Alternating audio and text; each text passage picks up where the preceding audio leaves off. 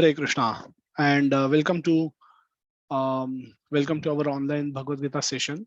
And today's topic that we'll be discussing is uh, is very sweet. It's about knowing how to become dear to Krishna. What can we do which will make us become dear to Krishna? So Krishna is a person, and a person has emotions, and he has liking, he likes certain things, he does not like certain things. So if we know what this supreme person likes, and if we mold our behavior accordingly, और हम उस तरह से behave करते हैं, then naturally he will start liking us. And that's the objective of learning, today's learning. Okay, what can we do by way of which Krishna can start liking us? And so why should we make that effort to be liked by Krishna? Okay, that's also part of our discussion. So we'll cover that aspect also. So let's get started. So this is what we wish to achieve. We want Krishna to become interested in us. We, all of us, wants to be, when we want to become devotee of Krishna, um, we, just like when we work for a company or we study in a college, we want recognition also, right? We want to become best employee of the company, or we want to become favorite student of our favorite teacher, and hence we endeavor. And bhakti is a similar process where we endeavor with knowledge that now we know why we want to become Krishna's favorite. It's not random. It's very deliberate attempt that we are going to make to we want Krishna to like us, and that's where we are prepared to mold our behavior in such a way that Krishna will like, and we will learn about that in today's session. So we are going to discuss verses from chapter 12 of Bhagavad Gita. Now, chapter 12 immediately comes after chapter 11, where we discuss the Vishwarupa Darshan, or Virata Rupa Darshan, or universal form, magnanimity of Krishna. And that magnanimity Arjuna doesn't like much. And where Krishna says that you just become instrument, all these people I have already killed. And he show in one of his Kala Rupa Darshan how these people are already dead. And Krishna says to Arjuna that nimitta matra bhava savya sachi, आप सिर्फ निमित्त मात्र बनो, क्योंकि इन सबको तो मैंने पहले ही मार दिया है. They are already dead and you just become instrument. And so this is how the progress. And then Arjuna, the chapter 12 opens with a question from Arjuna, where Arjuna is asking that in the 9.9 chapter, when we were discussing different types of worshippers, ekatva mutke, ekatvam wale jane jo hai, jo wants to become one with God, or those who have a conception that they and Lord can become one after their physical form is over. What happens to such people? The bhakta and those people, in comparison, who is greater, who is better situated, who is better connected with Krishna. Ultimately, everybody wants to connect with Krishna in some form or the other, some one way or other. And Arjuna wants to know, he understands that he is a devotee of Krishna, but then he wants to know, in comparison with those who want to become one with Supreme, how am I situated? How devotees are situated? And Krishna answers this question very categorically, very candidly, and very clearly. That Krishna says that those who fix their mind on my personal form and are always engaged in worshipping me, nitya yukta upasate, shraddhaya parayo petas petaste me yuktotomo mataha. That those who are always engaged in worshipping me with great and transcendental faith are considered by me to be the topmost, the most perfect. So he concluded, now all this maya vesha mano, like getting your mind fixed upon me. Ye mam is me. getting your mind fixed upon me, nitya yukta upasate. By fixing your mind on me, nitya is always, yukta engage in upasana. Upasana is performing devotional service, performing bhakti. And how it is done? Shraddha. It is done with Shraddha. It is done with great faith, unflinching faith. Krishna says transcendental faith are considered to me the most perfect by me. Now this is Krishna says, this is my opinion, and Krishna is who? Krishna is Supreme Personality of Godhead. So whatever he says is ultimately the truth. Dharma dharmam dharmam hi sakshat bhagavat pranita, as confirmed by Yamraj. That what is dharma? Dharma is whatever is spoken by Lord. Whatever Krishna speaks, that is dharma. And whatever he does, that becomes dharma. So dharmam hi sakshat bhagavat pranita. This is said, so Krishna doesn't have to give opinions, but since he has given us the free will, he, even though he expresses his opinion, so that if those who understand Krishna's position, they follow his opinion wholeheartedly and get all the benefit. But those who do not want to accept Krishna's as a supreme Lord, they can take this or they may not take it. They may conclude, they may have their own conclusions, and they may keep wandering in the material world. So go on to discuss other things, and later Krishna reconfirms in comparison and comparative analysis, he reconfirms that how his devotees are supreme. Yetu karmani sarvani mayi sanyasya matparaha ananya neiva yogena mam dhyayanta upasate tesham aham samudharta mrityam samsara sagarat bhavami na chirat partha bhavami na chirat partha mayavesha chetasam. So a very beautiful verse, that yetu sarvani karmani mayi sanyasya matparaha. By those who worship me, giving up all their activities unto me and being devoted to me without deviation. Ananya neiva yogena. That without any deviation they are devoted to me. Dhyayanta upasate. Maya dhyayanta upasate. Very lot of places is making direct reference to himself, and that engage in devotional service and always meditating upon me. Dhyan karte hai, upasana karte hai. Upasana is worship. Upasana means bhakti. Then now for such people, tesham aham, those people who are referred to in the 6th verse, tesham aham samudharta. So for those people, I am, who am I? I will deliver them. I will be the swift deliverer. Swift deliverer from where? Mrityu samsara sagarat. So janma mrityu bhava is an ocean. So this is an ocean of material world. This is considered to be ocean, and ocean, one of the quality of ocean is waves. Waves brings discomfort. Ocean will have waves, and so those waves are troublesome. Waves are troubling. And so what Krishna says, tesham aham samudharta. जो 6th chapter में कहा है, जो लोग वैसे behave करते हैं, वैसे act करते हैं, that's the instruction. And then those who act on that instruction, they follow those instruction. Tesham aham samudharta. I am the samudharta for them. From where? The mrityu samsara sagarat. I will deliver them. I will swiftly deliver them. Not and how do you understand swiftly? Very quickly. No chirat. Chirat means बहुत time लगेगा. No chirat means ज़्यादा time नहीं लगेगा. Bhavami no chirat partha. And I will deliver them very very swiftly. Swiftly is indicating that आप शुरू तो करो. वो जो 6th verse में ऊपर जो बोला है कि आपको by fixing your mind on me, you have to you have to meditate on me, you have to, without any deviation, you have to worship me, and those who do this, I become their swift deliverer from mrityu samsara sagarat. So I will deliver them. And that's a very sweet assuring verse for all of us, the practicing devotees from ocean, who are all caught up in this ocean of birth and ocean of death. So there is, in between these there are waves of the waves of threefold miseries of the material world. and we get caught in all that, and in this survive while surviving all this, we perform a lot of activities, and that bound us, that becomes bondage for us, and they don't let us escape.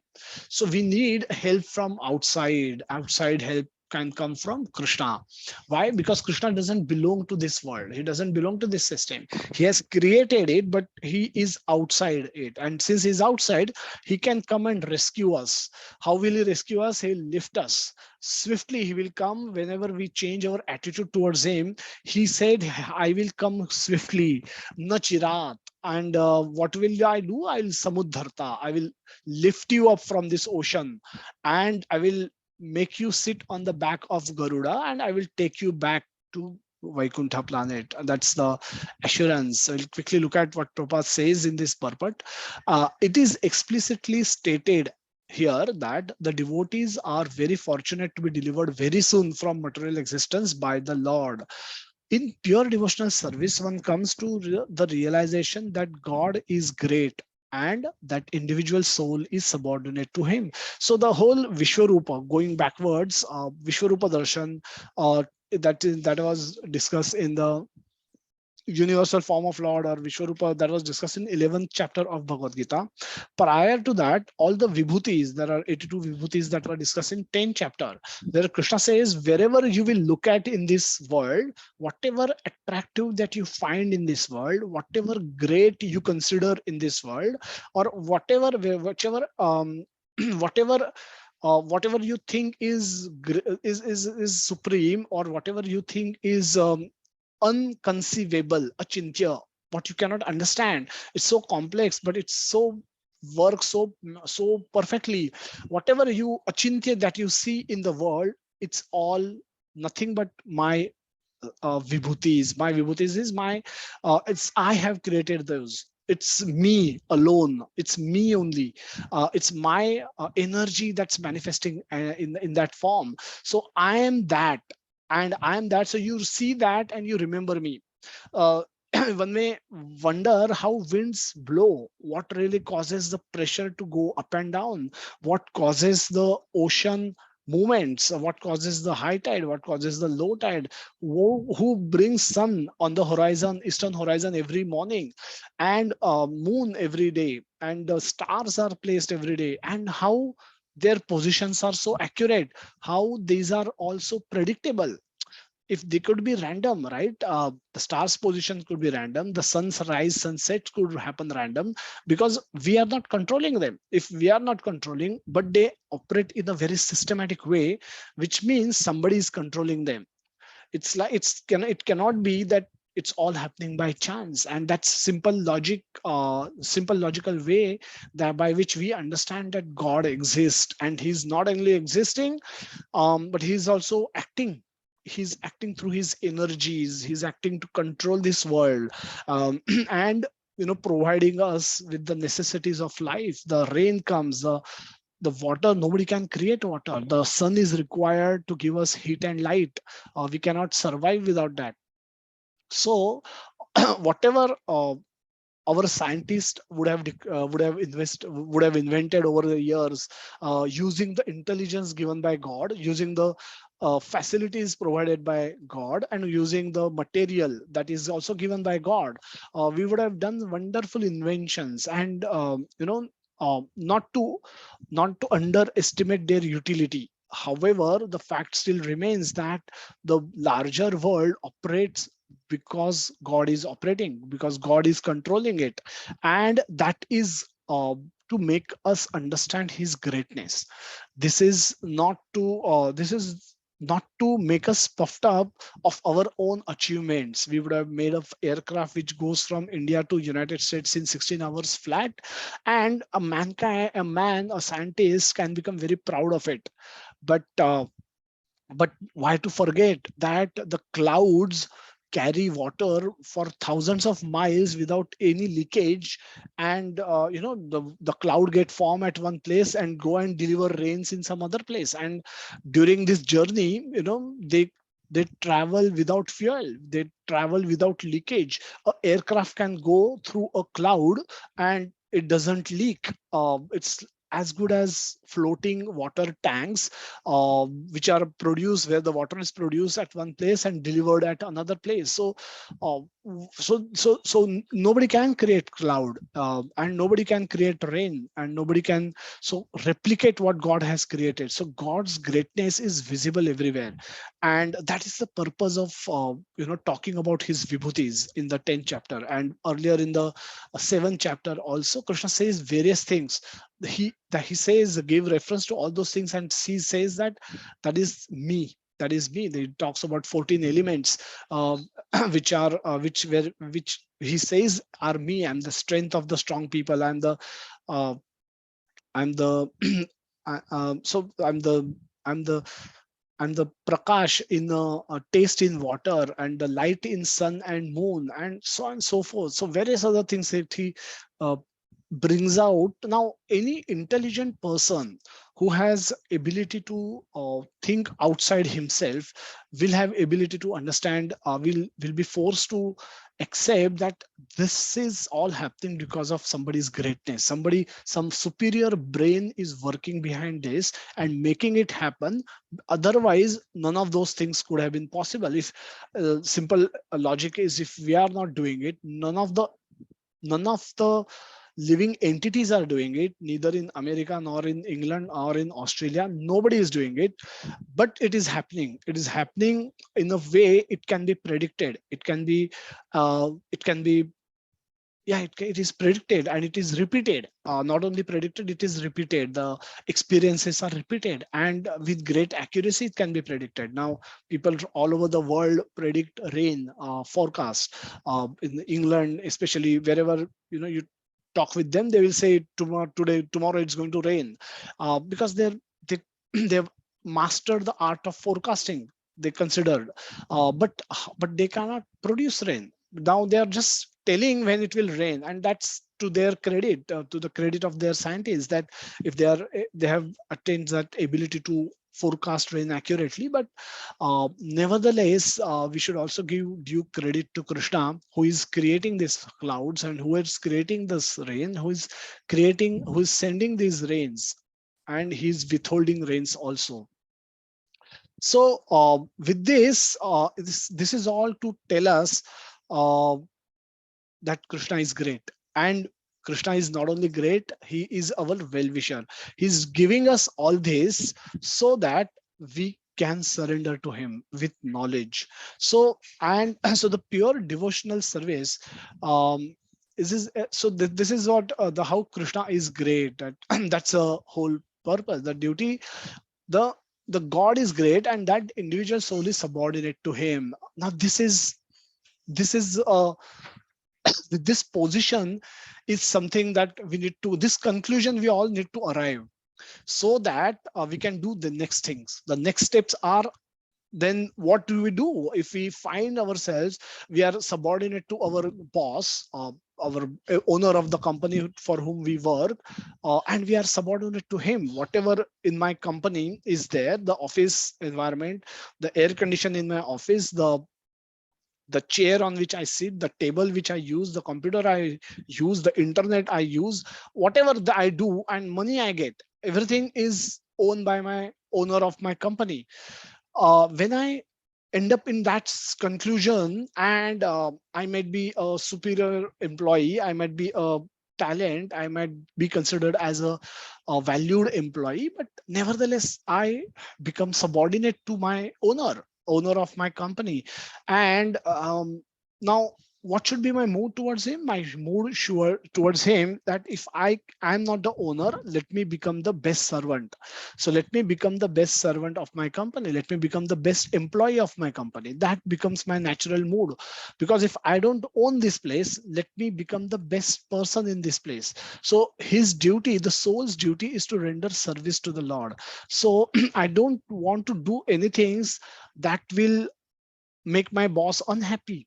So I want all my actions to be aligned with his desires, what he wants, what he likes, what he does not like. I will not want those to want to do those things. So and as long as I'm there in the company, I will align myself with him. I will act according to his will. I will act according to his instructions. Now that's exactly what a soul has to do, because soul is eternally caught up in the material world, which is owned and controlled by Krishna. And that's what he says, Maya Adhyakshena Prakriti Suyate Sacharachara.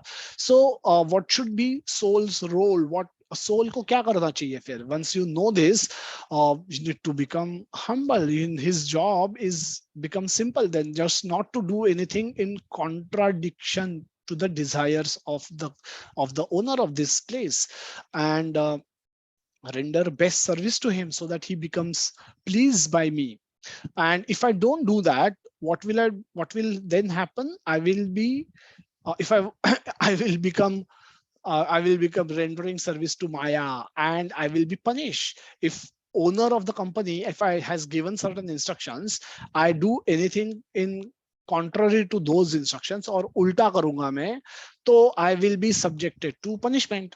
And the punishments can be given by one of his agent of my owner. Owner may not come down to punish me every day, but one of his representative will take control over me and will start punishing me, and will not give me promotion. I'll stay as where I am, or I may get demoted. I may not really progress in that company.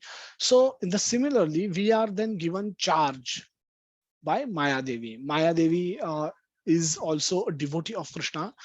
Durga Devi, she is controlling the Durga, and then she start taking our control, rather than Krishna give our control to her, and then we are punished. We are kept in this ocean forever, and then we are punished by through the waves. Now the presence in ocean itself is a punishment, because we are subjected to janma mrityu jara vyadhi, birth, death, old age and disease. We, as long as we have the body, these four things will come to us. The body will be born, body will die, body will be destroyed, and in between it will attain old age and diseases. Various diseases will get caught up, and whatever, and so these four things plus the three kleshas, the kleshas caused by one's own mind, or the people around us, or the living entities around us, and kleshas caused by demigods. These three kleshas and these four vyadhis will keep troubling us all the time, and that's how we will never be able to become happy properly, or eternal happiness will elude us. We will never be able to achieve that. So Prabhupada, towards the end of this verse, in the purport, gives a very bold instruction: let everyone take shelter of the supreme omnipotent Godhead Krishna. That is the highest perfection of life. So in one word, he sometimes he give suggestions, sometimes he give information, but this is where he's giving order. That anybody who wants to know what Prabhupada has ordered, this is one sentence that they should take back with them today, that let everyone take shelter of supreme omnipotent Godhead Krishna. That is the perfection of life. Not ordinary perfection, that is the highest perfection of life.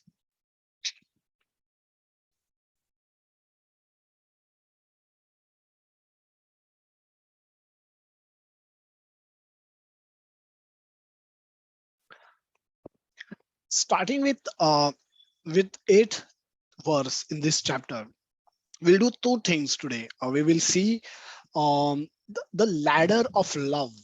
The bhakti is a relationship, it's a loving relationship with Krishna. But that is not so that there are levels in that, because there is a highest level and then there is a beginner level, and in between there are other levels.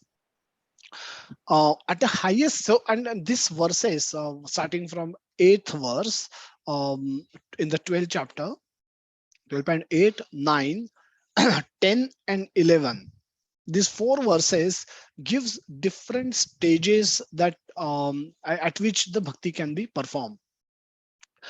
Because why, even though the instruction is very clear what Prabhupada has given, but people, everybody is not able to accept those instructions and implement those instructions in the same way. It is exactly similar to, even though a teacher in the classroom may teach exactly same way, to one may give one class to all 50 students. Now all of them, all 50 students, if she conduct exam at the end of that class, will get different numbers and they will score differently in the exam. Why so? Because even though the teacher is same, she's giving same instructions to all 50 students.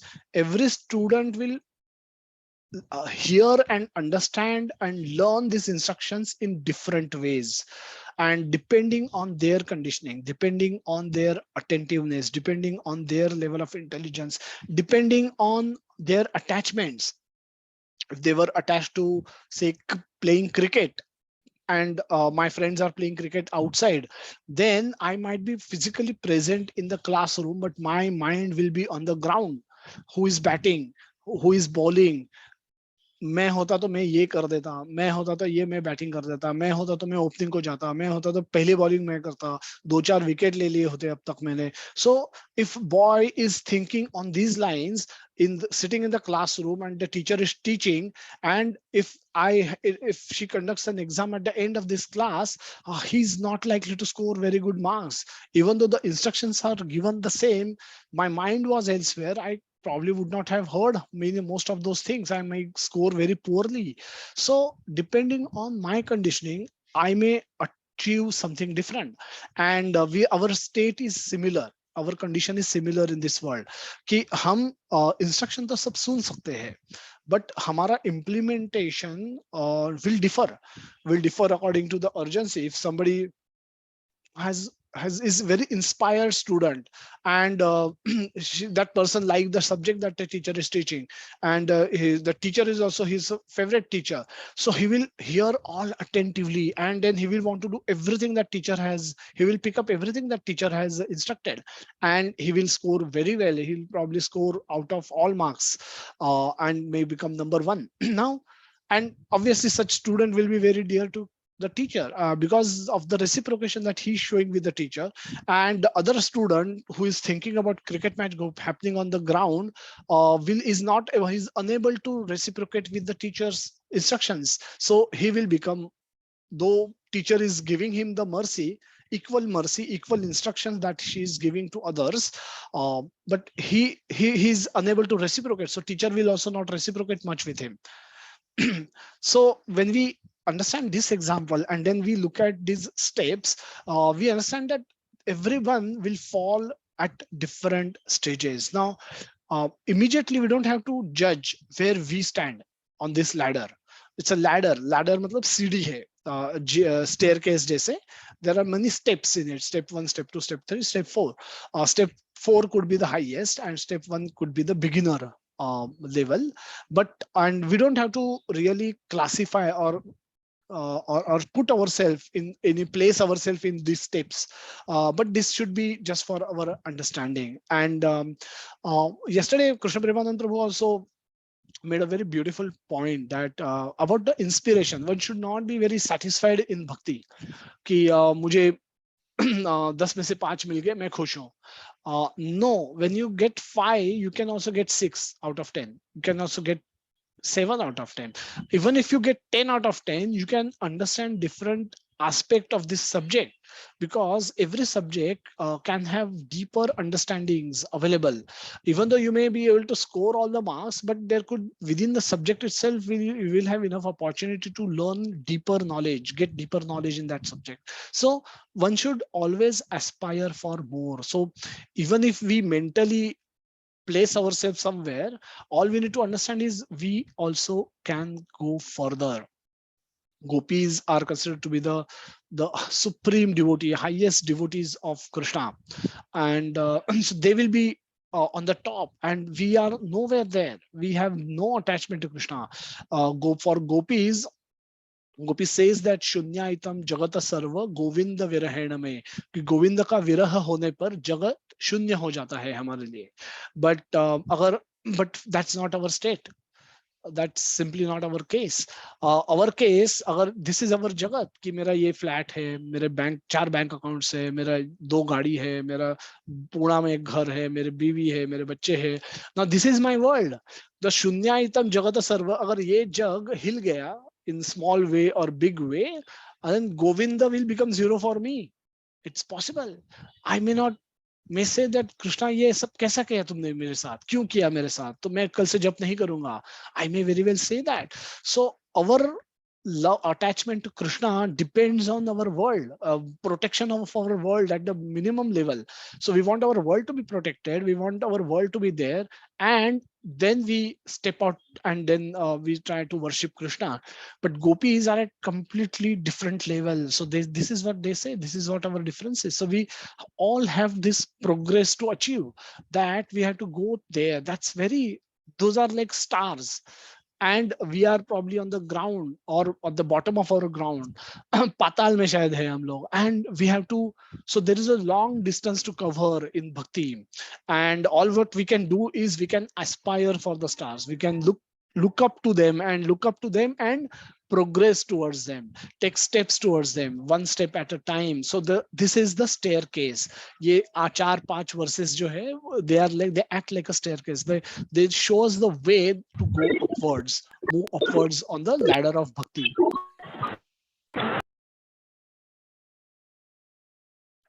So we'll see these verses, and we will also see, yeah.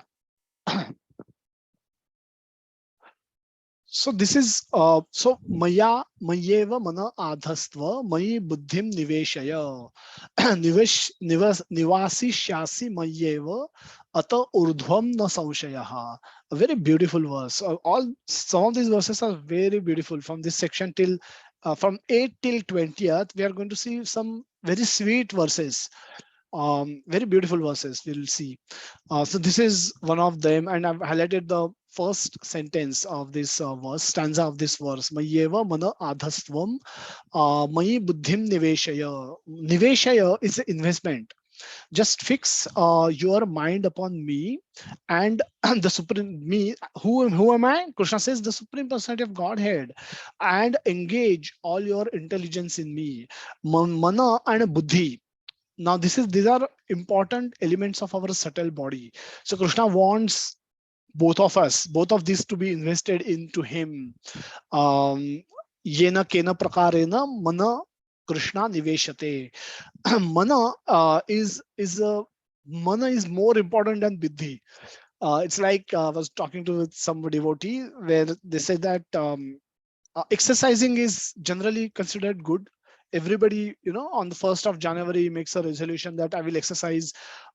Nothing wrong in exercising, even though nobody has advised you to exercise, or in general people do it for fitness, for improving their stamina, for improving their during COVID time unka रोग प्रतिकार शक्ति improve करने के लिए the people were exercising, people were doing yoga, they were doing pranayama, and all that was nice. And a lot of people start doing it on 1st January, and by 1st February they give up, because of their laziness and whatever could be the conditions. However, if they meet with an heart attack and doctor advise them, or they are discovered blockages in their heart, and then doctor instruct them that if you will not exercise regularly and may say reduce your weight by 10 kilo, reduce fats in your body by so and so, and if you not do that, you may die in any time. Now that becomes a matter of heart. So at first, intellectually, everybody can come to a conclusion that exercise is must for health. Exercise is good for health and must for health. Everybody should do it. That's intelligently understanding a concept, and nobody will deny that. Nobody will dispute those things. However, one still fail to act on it. Why? Because it's still not got into my heart. It still remains in my head. So जब तक वो मेरे दिमाग में है, दिल में नहीं आता, my emotions don't get affected. Even if on those days when I don't exercise, I'm really not inspired to exercise. I may exercise sometime, I may not exercise many other times, and I may not really feel bad about it either. So my inspiration comes from heart. Heart is a seat of emotions. All my emotions are sitting in my heart. And when my doctor tell me that I may die in it moment, my emotions are shaken. My world is shaken. Then I said, oh my God, exercising is that important. I always knew it intellectually. I never disputed it, but now it becomes a matter of my heart. And then day and night I start exercising, and I hopefully I will attain uh, the health parameters that my doctor advised. So this is where uh, just going to make somebody uh, Vikas Prabhu, I'll just make you co-host. Can unmute anybody who gets unmuted by mistake. So you are the co-host, Vikas Prabhu. Please keep unmuting someone Sure, whoever Prabhu. gets Hare Krishna. muted by mistake. Okay. So so this is so the fix your mind upon me, the personality of Godhead without a doubt. So so uh, this is the instruction. Um, this is considered to be the highest level of bhakti. The bhakti perform at where you're not only intellectually accepting Krishna as supreme Lord, but you have given your heart to Krishna, and that is where you are able to perform bhakti in a very in a spontaneous way. Also, you have no other shelter other than Krishna. Let's see what Prabhupada says. Prabhupada said in the purport, the one who is engaged in Krishna's devotional service lives in direct relationship with the Supreme Lord. So there is no doubt that his position is transcendental from the very beginning. A devotee does not live on the material plane, he lives in Krishna. Now, such a devotee who has been able to give his mind, intelligence, and obviously the ego to Krishna, his surrender to Krishna completely. Prabhupada says such a devotee is not living in the material world, though he may be seen in the material world. He lives on the transcendental plane. He lives in Krishna, in the spiritual world, even though he's acting in the material world. Prabhupada was one such devotee who lived amongst all of us, who lived in the same city, who traveled all over the world 14 times. But he lived with Krishna. He lived in Krishna all the time. Such an exalted soul, such an exalted devotee to have taken birth on in our times and given us all these instructions, given us all these books, who became the guiding star, the shining guiding stars of the whole universe today.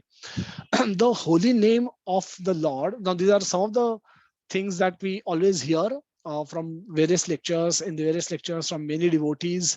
Some of these instructions actually are given in this particular purport, and those are the highlighted sentences. The name of the Lord and Lord are non-different. Now, you would have heard this many times that Krishna namnam akari bahuda nija sarva shaktir statrar pita niyamita smarnena kalaha. So Chaitanya Mahaprabhu also confirmed this, that namnam akari. Akari is manifested, taken form. Krishna has taken form Krishna has appeared in this world, material world, in the form of his holy name, and of course the Archa Vigraha. But holy name is very accessible to everyone. Archa Vigraha are accessible to us, but and we can visit temples and take the darshan of those deities and pay service to those deities. But holy name is practically available with us anywhere and everywhere, and that itself is Krishna. That is non-different from Krishna. The prasad is non-different from Krishna. So therefore, when a devotee chant Hare Krishna, and his internal potency are he Krishna and his internal potency are dancing on the tongue of the devotee.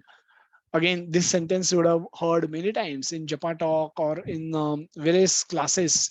Many senior devotees give, and then they use this quote. And Prabhupada has given this sentence in the this particular purport to 8th verse of the 12th chapter. What a sweet revelation that Krishna and Radha Krishna are dancing on the tongue of the devotees. who chant Hare Krishna Mahamantra. When he offer Krishna food, Krishna directly accept these eatables, and the devotee becomes Krishnaized by eating the prasad, the remnants. Krishnaized again is a term coined by Srila Prabhupada, and he's used it in many of his lectures. And because he preached predominantly in America, where everybody Krishna is like one who is addicted to Krishna, and is become completely surrendered to Krishna. And people, boys and girls in America in 65 and 70s were surrendered to drugs. And so they could relate with this sentence very easily, the young generation of United States. So they said, they coined this term Krishnaized, and they loved it. So one who does not engage, now this is what those the one who engage in Krishna's service. Now one who does not engage in such service cannot understand how this is so, although this is a process recommended in Bhagavad Gita and other Vedic literatures. Now, how can one perceive the sweetness of Krishna's name while chanting? How can somebody chant one mantra for 2 hours every day? What kind of a austerity is this? What kind of a penance this is? Why this doesn't become boring to those devotees who are chanting it for 50 years, more than 50 years? Now this is something, okay, which is a secret. This is a secret by because the name Krishna reveals his sweetness to those devotees, by which people get addicted to chanting more instead of getting bored of chanting. We at our level may have or may find of chanting to be an austerity, but all the senior devotees what we see are addicted to chanting. They just don't stop chanting, and they find opportunities to chant. They chant by with beat, they chant with harmonium, they chant with mridanga, they chant with karta, they chant, they want to chant and chant more, or talk more about Krishna pastime. They, at every available opportunity, Dinbandhu Prabhu wants to give class.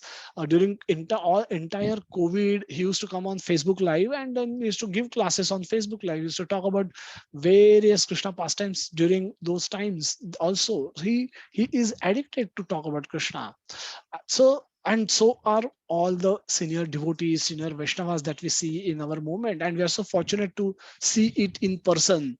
But for an outsider's point of view, they cannot understand what's happening. But that's their loss, because they have not accepted Krishna's supreme position, because they have not accepted who Krishna is. They don't understand who Krishna is.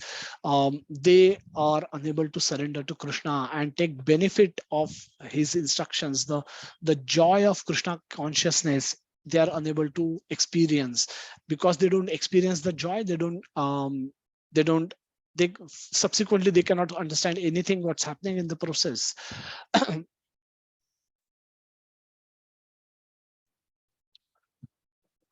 So 12.8 is very important verse which tell us that the bhakti, the spontaneous attraction to Krishna, the devotees in the describe in this particular verse, they have spontaneous loving attraction towards Krishna. We live wherever subtle body is live, and by dedicating their subtle body, the entire subtle body to Krishna, they live in Krishna. It's like they have no other shelter other than Krishna. So they know nothing else other than Krishna. So they're attached to Krishna. They're invested fully into Krishna. And so this is, we can try and understand this with a mundane example, which we could understand ourselves.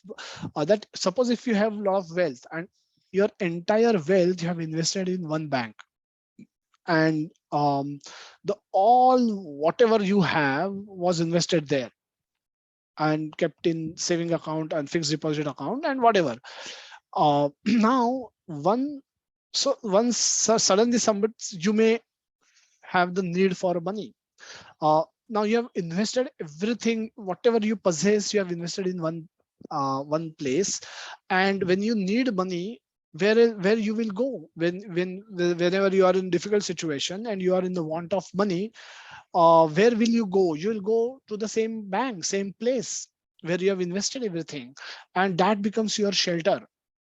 Similarly, those who have fully invested themselves into Krishna, they take shelter of Krishna in all situations. So the gopis have invested themselves fully into Krishna. The gopas, the friends of Krishna, they invested themselves fully into Krishna. They knew no other shelter other than Krishna. Their sticks, their parents, their own strength, they consider all of that subordinate to the protection that was offered by Krishna. Now, this is where the supremacy of these devotees comes in. Now, and that's why they become stars. They become the guiding stars for all the other devotees who wish to come here, who wish to aspire to reach this kind of a destination. But definitely, I am not at that this level, and so all of us should aspire to go at that level, and that's where we will that's how we will progress. Atha chittam samadhatum na shaknoshi mayi sthiram abhyasa yogeno tato mami chhatnu dhananjaya. My dear Arjuna, O winner of wealth, if you cannot fix your mind upon me, now this is what Krishna has already explained. What is the level of these devotees? These devotees are supremely, are great devotees. And so, if you cannot do that, then what you can do you mean then you cannot do other thing, other than that there is no other way? No, there is a step down. This is the highest step, but there is a lower step available. Now the Krishna is going to explain that lower step in this particular verse. This is ninth verse of the 12th chapter. So Krishna here says that if you cannot do what I had described in 8th verse, that invest your mind and intelligence into me, if you cannot do that, and then what you can do is you can do try and do that. You if you cannot do that spontaneously means effortlessly, without any effort. If you cannot, because of the lack of faith, because of lack of many other things, because of lack of faith, having doubt, or having other desires which is holding us back, for some reasons you're not able to do what I described in 8th verse. What you can do this. You can try abhyasa yogeno tatha tato mam ichha mam ichhaptu dhananjaya. Develop a desire to attend me at least. So there will be some devotees, some supreme devotees for whom the what to invest, dedicating themselves to Krishna comes naturally, and has it is possible for them. For you, for some reason you're not able to do that, then at least develop a desire to attend me. By how?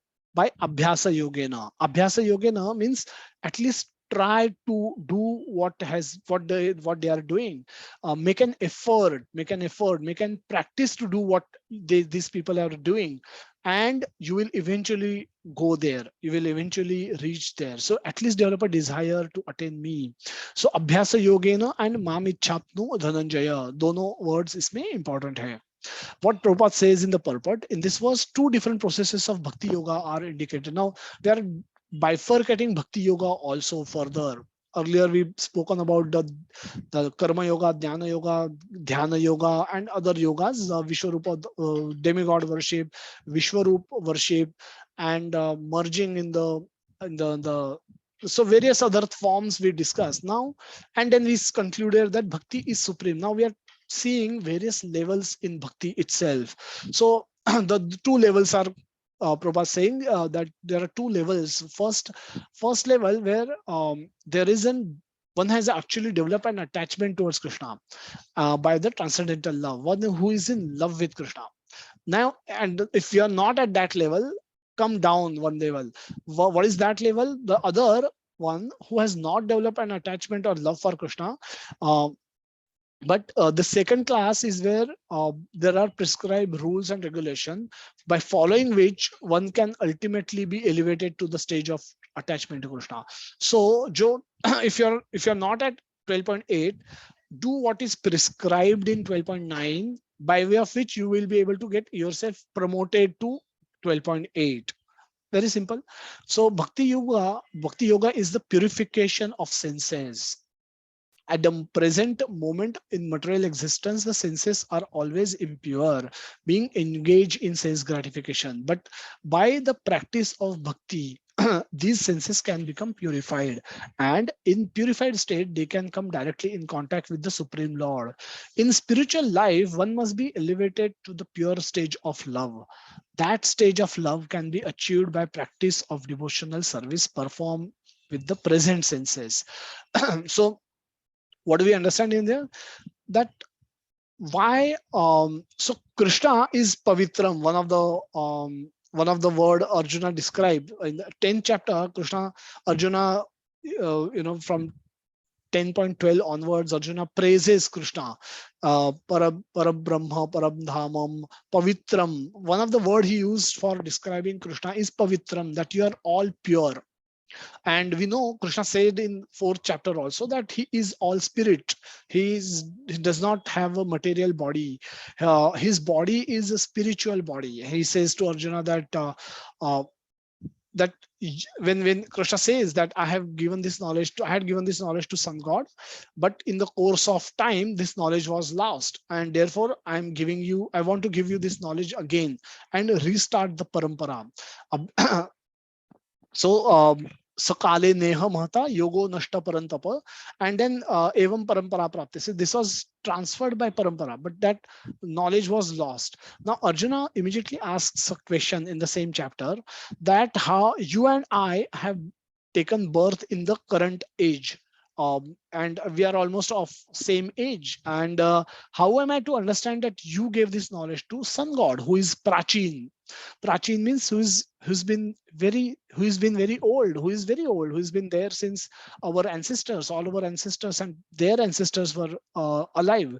So how am I to understand that you gave this knowledge? Now Krishna, in response to this, Krishna tell that I don't change body.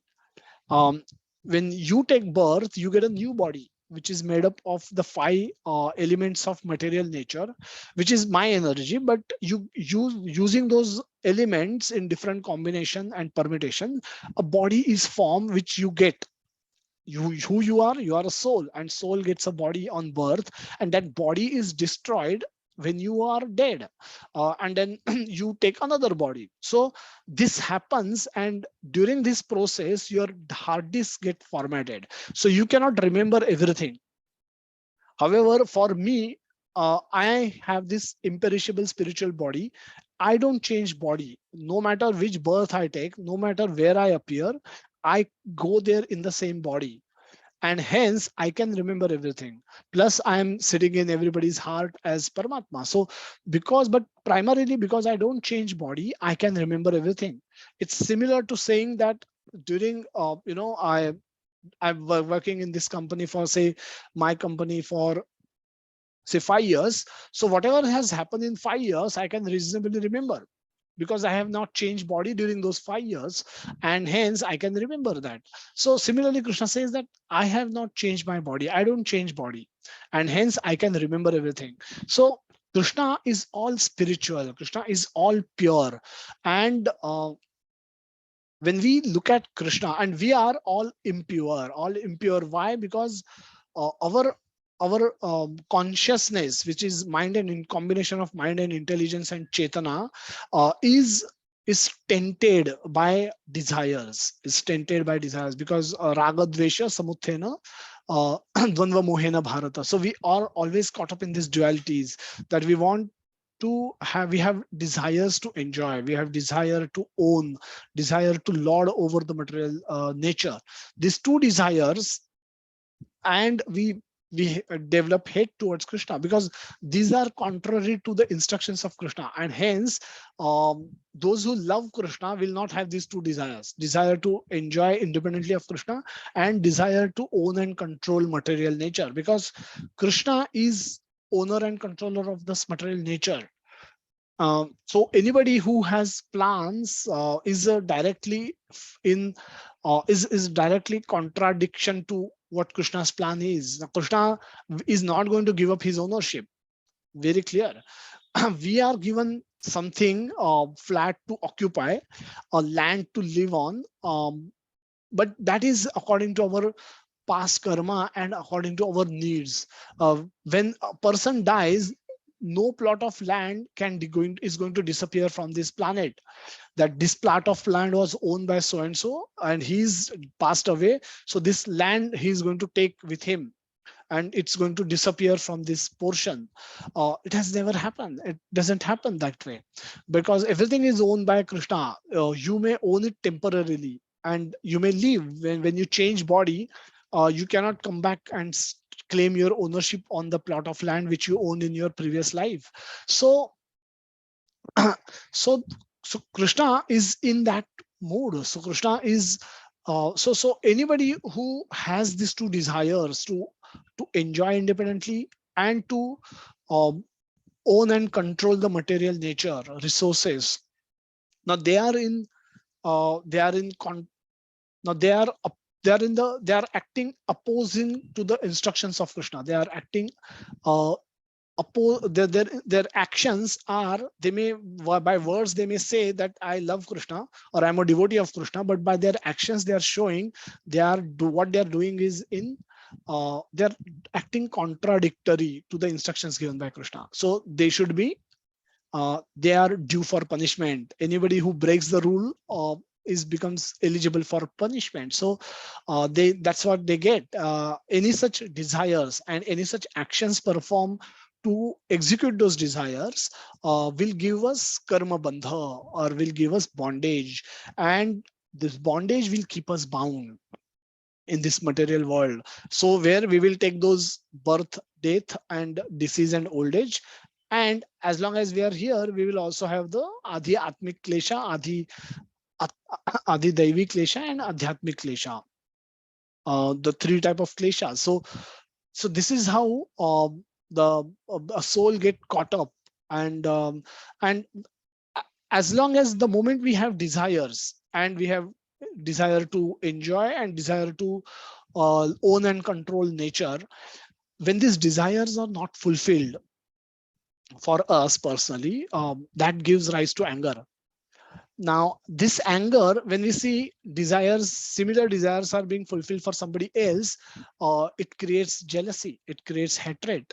When we get what we want, we are infected with greed.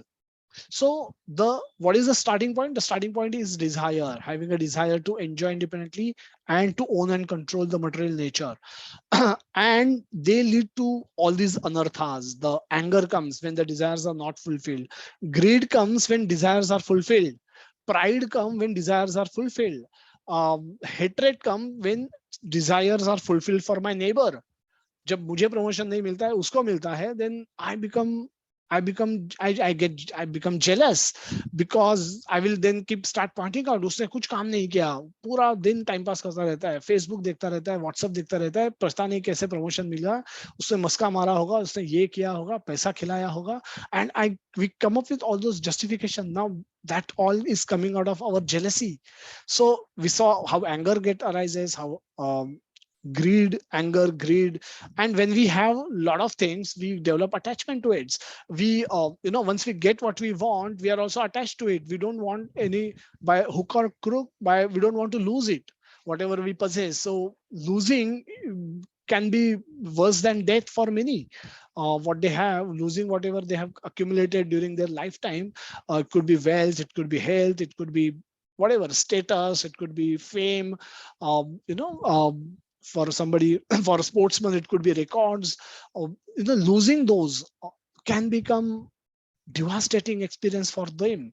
So so so this is where we get stuck, and we are not impure, and this is the impurities, and as impurities grows, and it all starts with a desire. It all starts with a desire in the mind, and which leads to this raga, attachment, anger, greed, hate, and so on and so forth, multiple other desires. So at this stage, while our mind is contaminated with all this, we cannot see Krishna, we cannot perceive Krishna. We may hear about Krishna intellectually, we may understand, but our heart cannot go to Krishna because of this. All these things are there in our heart, and hence the purification process is a must. And that purification process is hearing and chanting, hearing about Krishna's glories.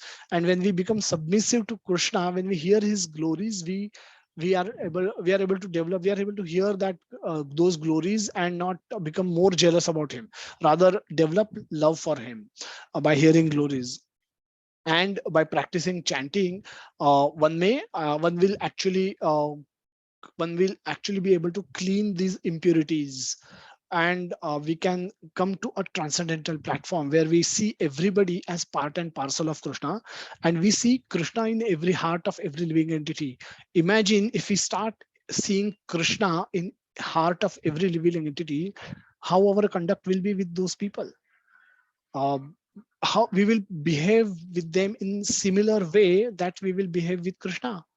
So if Krishna comes to us and asks for help, we will happily give him help, because we know, intellectually know how great Krishna is. And similarly, now Krishna is present in the heart of each and every living entity. He might be our boss, he might be our worst enemy, but Krishna is present in his heart too. He might be chicken, he might be a goat, he could be a fish, and Krishna is present in their hearts too.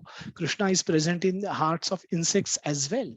And so when we see, that's a very highest level where a pure devotee is able to see Krishna in all living entities, Krishna in all non-stavara jangama, stavara, and is a living and moving, non-moving. Whatever is moving, there you are able to see Krishna's presence there, and non-moving. There's trees, the mountains, the rivers, the oceans, and you can see Krishna everywhere, and that's all manifestation of Krishna. So when you see Krishna everywhere, your eyes only see Krishna, your actions also reflect that.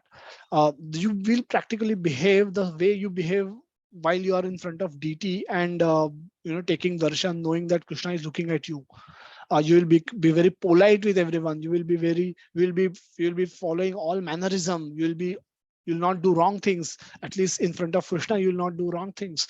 Whatever bad thoughts that will keep coming to your mind, you will keep push away. Abhi nahi, baad mein. Because Krishna, you are standing in front of Krishna, and that at least intellectually you will try to do that. How far we become successful depends upon us, but this is what we know, right? We go folded hands, we pay obeisances, we try to come in a very humble, take a humble position, we glorify Krishna. That's what we do, and that's what we will do with everyone if we happen to see Krishna in the heart of everybody. And that's what can happen to us. The practice, the regulative principles of bhakti under guidance can help us become pure in heart, can help us clean our heart. The what are those principles? One should rise early in the morning, take bath, enter the temple, offer prayers, chant Hare Krishna Mahamantra, then collect flowers to offer the deity, cook foodstuff to offer to the deity, take prasadam. One should constantly hear Bhagavad Gita and Srimad Bhagavatam from pure devotees. Now, this practice can help anyone. Prabhupada's very categorically saying anyone. Anyone means Naradhama. No, those who are dog eaters, even they can rise to the level of pure devotee. They can become pure devotee. That is the assurance Prabhupada has given throughout the purports of Bhagavad Gita. So this practice can help anyone rise to the level of love of God, and love of God can manifest. And this is not going to take hundreds of lifetime. This can happen in one lifetime. Prabhupada has said this also in multiple occasions in the purports of Bhagavad Gita. So practice of bhakti yoga under the rules and regulation, that is abhyasa yogena, in the direction of, with the directions of spiritual master, will surely bring one to the level of love of God. Some other verses we will quickly take a look at. This is the 10th. So these are the 8th and 9th verse of this chapter talked about the internal disposition. Internal disposition, this is mere man ka, this is the position of my mind. I am thinking and I'm positioning myself, because these are all mental adjustment first. One में इसके acting कर सकते हैं, जैसे कि हमें बहुत अच्छा डिवोटी हूँ, मेरा मन और बुद्धि मैंने कृष्णा को निवेश किया है, इन्वेस्ट किया है, I am only dependent on Krishna. But the moment some difficulty comes, we we don't go to Krishna, we go elsewhere. Now it's okay to be, it's okay to know where, at what level we are, and it's not entirely wrong, because that's what we are, and that's the result of all our bad past lives, that what we have done. However, we should know, or we should fix our mind eyes on the highest stars that are available to us, and these verses provide us those stars. Now we should search for the staircase to walk up to those stars, and that's what we will do by Abhyasa Yogena. Now, for some devotees, even those, that will also be difficult. Performing devotional service under the guidance of spiritual master also can become very difficult. They may not be willing to do that. Why? Again, because of the same issue. They have too much doubts, they have too many desires, and which they don't want to give up. Uh, because intellectually I am understanding, but my emotionally my heart is not there in bhakti. मैं दिमाग से तो समझ रहा हूँ, but जब वक्त आता है, मैच चालू होता है, मैं जाके टीवी देखता हूँ, मूवी आती है, मैं जाके वो देख लेता हूँ. I am not able to you know pull myself away from those temptations where I have historically indulged in those attractions. So I'm not able to give up those things. What is the hope for such people? Krishna says, talk about that in the 10th and 11th verse. So if you cannot practice the regulations of bhakti yoga, kanda lasun nahi chhod sakte, chicken mutton दारू नहीं छोड़ सकते, but हमें भक्ति भी करनी है. Now you can have those kind of people also, you can meet those kind of people also, and what to do, that's their conditioning. One has to accept what, where you are, and then you have to progress, you have to progress some way or the other. So if you don't have to be disheartened saying कि मैं ये सब नहीं कर सकता, तो I am hopeless, so which means let me then do what I am doing and forget about bhakti. अगले किसी जन्म में अच्छा मर्सी मिलेगा तो मैं देख सोचूंगा. No, you don't have to do that. Krishna wants to accommodate everyone into his umbrella of bhakti, so that everybody can progress towards him from the place where they are. So whichever place you could be, it could be at the bottom of the pyramid, but from there also you can go towards Krishna. So that's the facility Krishna has given. So Krishna says, describe another level. So if you cannot practice the regulations of bhakti yoga, then just try to work for me, because by working for me you will come to the perfect stage.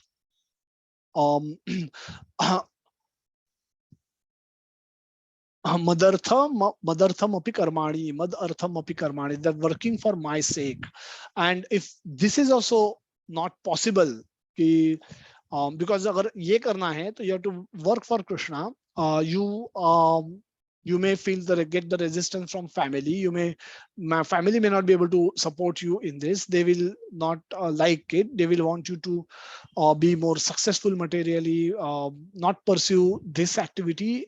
If that is the obstacle, then 12.11, if however you are unable to work in this consciousness of me as well, then try to act giving up all results of your work and try to be self-situated. Sarva karma phala tyagam, giving up results of all activities. So if you cannot work for me, now this is external, these are all reflective of external actions. So there is internal conviction, mental, at least intellectual level, that Krishna is supreme, मैं कृष्णा के लिए कुछ करना चाहिए.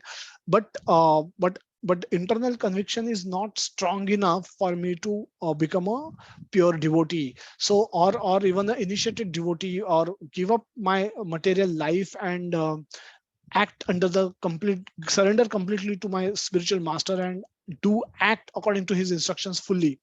If I'm not able to do that, then 12.10 work for Krishna. I'm not able to work for Krishna, let me at least uh, sarva karma phala. What is the karma phala? What is the karma phala for me? For me, the karma phala is the salary that I get at the end of the month. So the karma phala is my family that I possess, I claim to possess. So let me offer my fruit, karma phala tyagam. The fruit is whatever the salary, and then let me offer that to Krishna. Let me offer my family to Krishna. Let me make my family also Krishna conscious. Let me give them Krishna consciousness. Let me make them, try and give them knowledge about Krishna, and by which at least I will make some progress. But what if even that is not possible? Then engage yourself in the cultivation of knowledge. The cultivation of knowledge. Why cultivation of knowledge? Because that's the starting point. Hearing, all the 9 steps of bhakti, hearing becomes first, because by hearing at least one will have one will have knowledge, and one will have a hope that in future sometime you will act on that knowledge. So it's like driving. You would have learned driving, or you would have learned swimming. Now it is said that these things you don't forget. Cycling, swimming, these kind of skills you don't forget. Now you may not do it for many years, but suddenly you are given cycle and you are able to bicycle, you are able to pedal and go along. If you suddenly happen to fall in water, if you have learned swimming in your childhood, you will be able to swim. So if you have that knowledge, in future whenever the situation arise, you will be able to apply that knowledge, act on that knowledge. So better at least engage yourself in the knowledge. However, meditation and however is meditation, uh, and better than meditation is renunciation of the fruits of actions. And for such renunciation, one can attain peace of mind. That's Bhagavad Gita 12.12. So we cover the steps 8, 9, 10, 11, and the 12 is a culmination, summary of all that. That 8, 9 says, 8 gives the highest level, 9 is one level below, 10 is another one level below, and 11 is another one level below. And if none of these can be done, then 12 comes in. There they say that at least attend classes, at least chant Hare Krishna, do something, do get connected, stay connected, know about Krishna, why Krishna, ask questions. So this is the get, at least introduce yourself to the knowledge of Bhagavad Gita. Give it a chance, give it some chance, so that don't accept everything blindly, but also don't reject everything blindly. What does it mean? At least try to know what is being taught here. Try to understand why Bhagavad Gita is considered to be supreme. ये क्यों बोलते हैं लोग भगवत गीता का knowledge supreme है? ऐसा क्या है इसमें कि because of which people say कि ये बहुत अच्छा है? मतलब हमको तो सब आता है. My life is going on perfectly. So what does this contain that makes it so special? So this is how one should at least inquire and try and get knowledge. And hopefully by the mercy of Krishna and devotee, one will be able to put onto the ladder. वो 12 से 11 में आ जाएंगे, 11 से 10 में आ जाएंगे, 10 से 9 में आ जाएंगे, 9 से 8 में आ जाएंगे. And if anybody who is at that level, will be perfect, that they would have perfected their life, and then they will live in Krishna. Krishna Prabhupada says. So now the next section of Bhagavad Gita, the verse 13 to 20, these verses, 8 verses, Krishna is describing different qualities that are there in the devotees, which he, and because of which he says that devotee is very dear to me. Mad bhakta same priya, that bhakta is very priya to me. And which are these qualities? They are qualities are listed. And one who is not envious and is kind friend of all living entities, who does not think himself a proprietor and is free from false ego, who is equal in both happiness and distress, who is tolerant, always satisfied, self-controlled, and engaged in devotional service with determination, his mind and intelligence fix on me, such a devotee of mine is very dear to me. What a lofty expectation, isn't it? Um, let's look at some of these and see, again, no need to try and fit ourselves into any of these, and no need to feel hopeless if many of these things are not applicable to us, if we are not able to check boxes for many of these things. No need to feel hopeless. We will be there as we progress in the bhakti, in the path of bhakti. We will go there, we will understand the fundamental why and how this comes, so that we know the trick, how this comes to us, how these qualities are manifested. So Krishna is a kind friend to all living entities. Now we heard, we discussed earlier that uh, all the living entities are part and parcel of Krishna, because they also have a soul.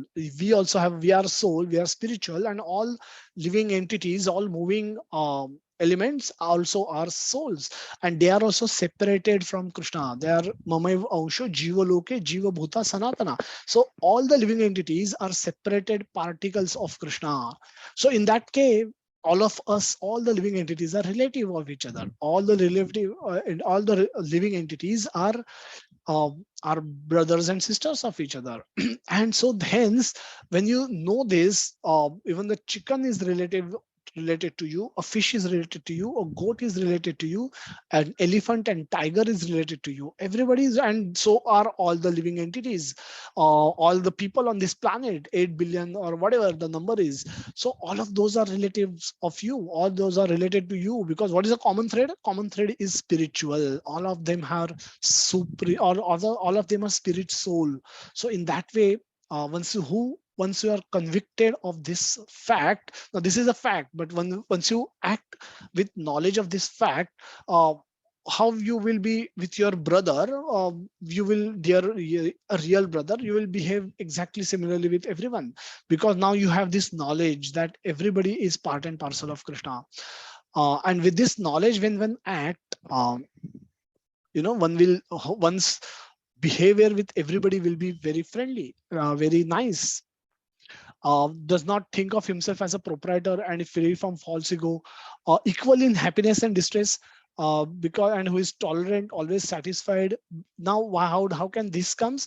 Because Krishna is giving us, whatever is happening to us is happening with the sanction of Krishna. So if a if a suffering is coming upon me, I don't have to think that Krishna has been ignorant, or Krishna को पता नहीं है ये suffering कैसे भेज दिया उसने. Because if Krishna want me to suffer, he will send suffering to me. And yesterday Krishna Premanand Prabhu also explained, at times it could be without any reason, without any cause, could be part of his larger plan. Um, we saw that Indradumna Maharaj was meditating on Lord, and Agastya Muni came close to him, and he didn't pay obeisances, he didn't welcome him as a king. All generally would have welcomed a sage, a great sage, and because of which Agastya Rishi felt offended, and he cursed him to become an elephant. But and then, so this is how a calamity can come upon us. It can come upon a great devotee like Indradanya Maharaj, who was given a Gajendra's body in his next birth and was liberated in that body, animal body. So but what about us? So what to speak about us when sufferings will come?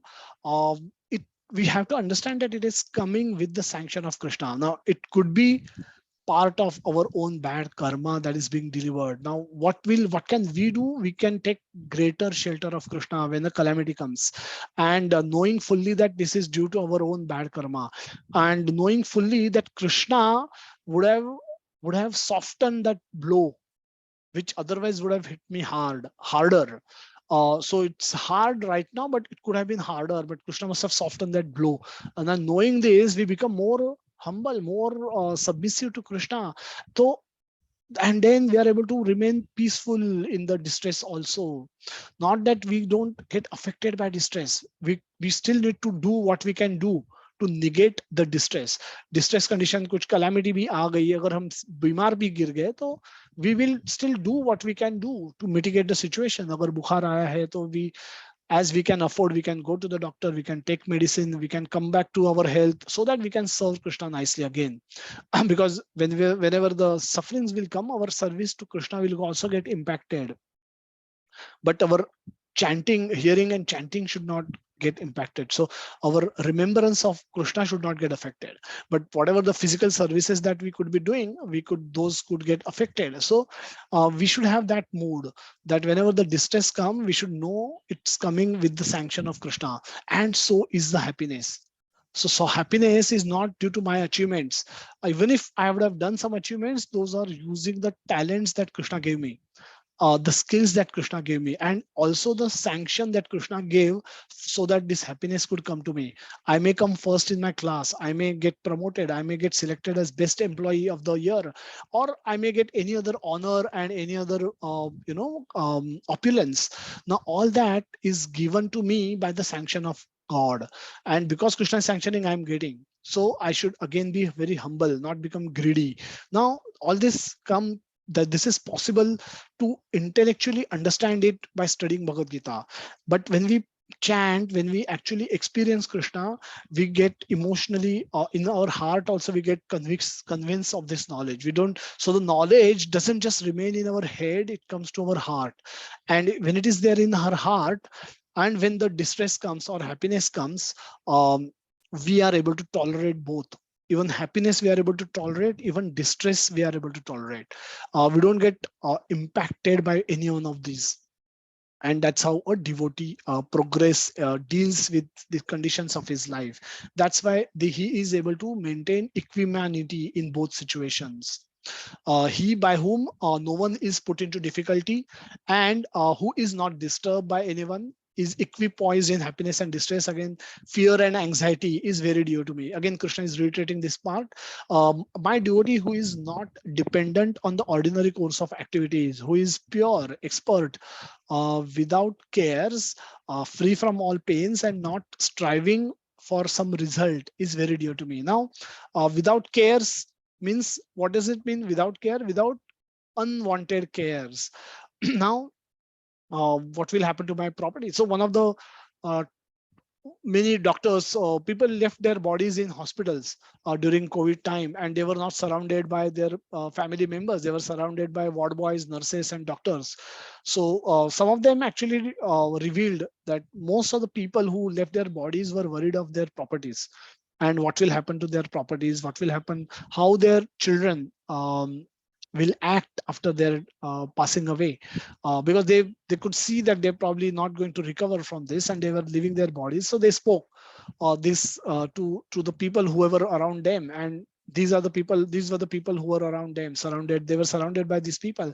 So they spoke to them, and some of those revelations that came later became public in general, not in specific that this man said that and all that, but in general, this was the subject matter of worry for a lot of people who were uh, closer to their death.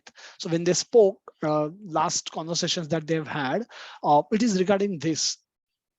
Now, so that's disturbing. That's disturbing to the people, and that cannot be denied. So is equipoise in happiness and distress and fear and anxiety are dear to me. So Krishna says that these people are dear to me. So they don't unnecessarily cares. Um, although also, what do you mean by not striving for some result? Now, uh, contrary to this, Prabhupada strive very hard for result. When he wanted to establish Krishna consciousness, when he established ISKCON, he wanted to make sure that ISKCON goes to each and every corner of the world. He himself personally traveled around the world 14 times to spread Krishna consciousness. So why Krishna is saying that he's not striving, the devotee is not striving for some result? Now, this is again with reference to the material results. Material results will come to us um, by our karma and by the sanction of the Lord. We have to do our part, but doesn't have to unnecessarily strive too hard for it. If it has not to come, it will not come, no matter how hard we try. And a pure devotee is not only intellectually understand this, but in his heart also he's convinced of this, and therefore he's able to remain happy with whatever fruit that he is able to get at the end of his performance of his effort. So he doesn't become, so while performing effort, he gives his best, but while accepting results, he accepts whatever he gets. That's why he is able to remain equipoised in both the situations. 17th verse, Krishna says that one one who one who neither rejoices nor grieves, who neither laments nor desires, and who renounces both auspicious and inauspicious things. Such a devotee is very dear to me. Again, a very beautiful verse. Neither rejoices nor grieves. The same reasons, because everything comes with the sanction of Krishna. Neither lament nor desires. That's again, lamentation comes when you don't get what you want, and desire comes when you get what you want more. But the pure devotee understand that whenever Krishna wants to give more, he will give more, and he accept whatever the results are given to him, who renounces both auspicious and inauspicious things. Now when he renouncing, question of renouncing comes, it's a renouncement for personal enjoyment. But and the the yukta vairagya means using everything for service of Krishna. So such a devotee is very dear to him. So Prabhupada's anxiety while constructing Vrindavan temple was cement. Now cement is not a spiritual thing. It's not like conch shell. It's not like flower that you can offer to Krishna. You don't offer cement to Krishna, but cement was so important. And that time cement was scarce.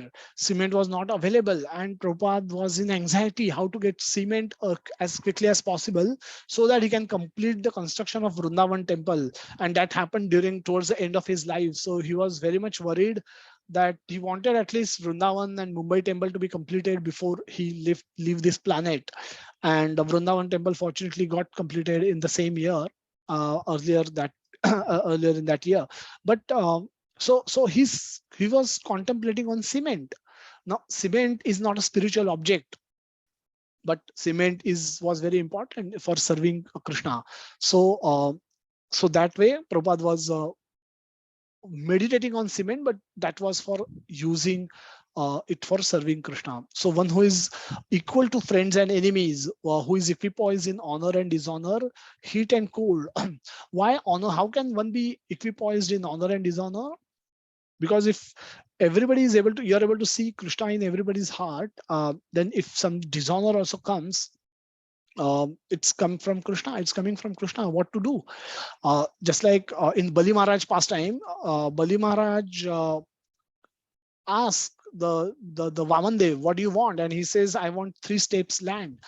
Bali Maharaj says, you have a bala buddhi, you are childlike intelligence. You could have asked much more from me. I am the samrat of तीनों लोकों का स्वामी हूं मैं. So what you have asked is shows that you are actually having a bala buddhi. But then Bali Bhavandev says that Brahmana should be satisfied. Santosh is very important. He should be satisfied with whatever he should ask for things what he need. If his mind is not in his control, then आप मुझे तीनों लोग भी दे देंगे तो भी I will be disturbed. But if I'm satisfied, I know mind is in my control, then I will be happy with whatever I will have. So don't give me more, just give me 3-step land. And then Shukracharya comes to Bali Maharaj saying that, do you know who he is? He is Vishnu. Vishnu is come in this form and he's asking from you 3 steps of land. And because he's Vishnu, you will not be able to give. So just refuse. And Krishna, and in contrary to the instruction that received from Guru, though Shukracharya was his Guru, spiritual master, Bali Maharaj says the other way around.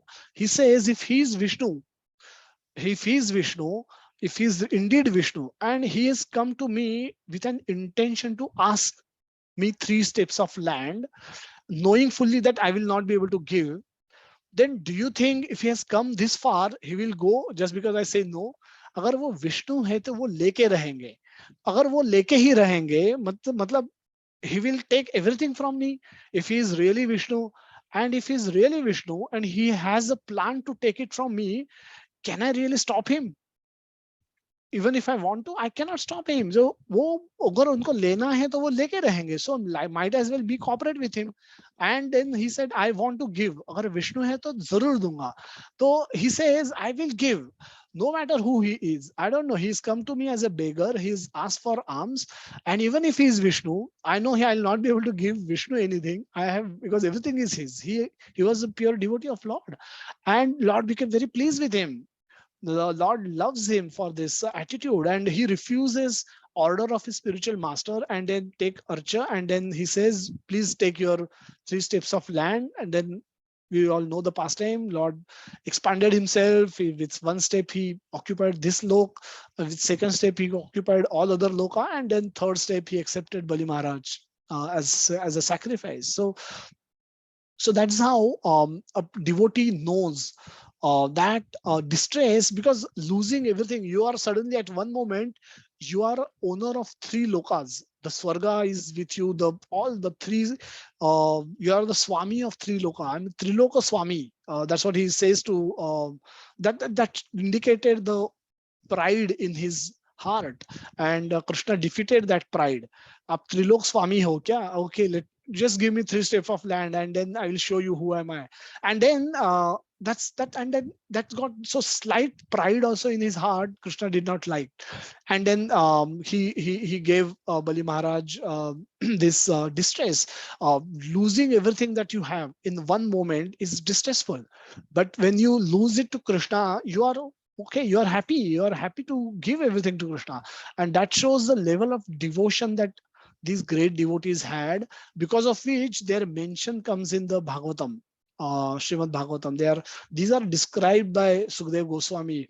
Now there are many such devotees, but these are so special, these pastimes were so special that Sukadeva Goswami considered mentioning them elaborately in the Bhagavatam as he was narrating it to Parikshit Maharaj.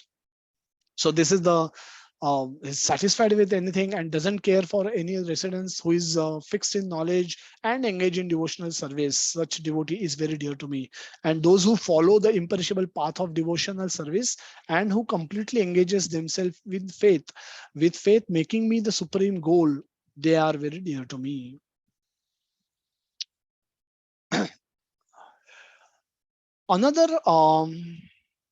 Another chapter, there is a chapter in Chaitanya Charitamrita Madhya Leela, chapter 22, which also talks a lot about pure devotional service. So we see a couple of verses from that chapter, and we will end hopefully by 1.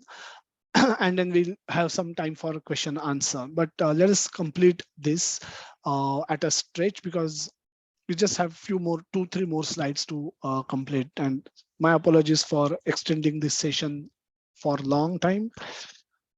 So the text 11, now this is the instructions given to Sanatan Goswami. So where Chaitanya Mahaprabhu is explaining that those who are eternally liberated, now he's also telling different types of devotees who are there. So some of those devotees are eternally liberated, are always awake to Krishna consciousness, and then they render transcendental loving service at the feet of Lord Krishna. They are to be considered eternal associates of Krishna, and they are eternally enjoying transcendental bliss.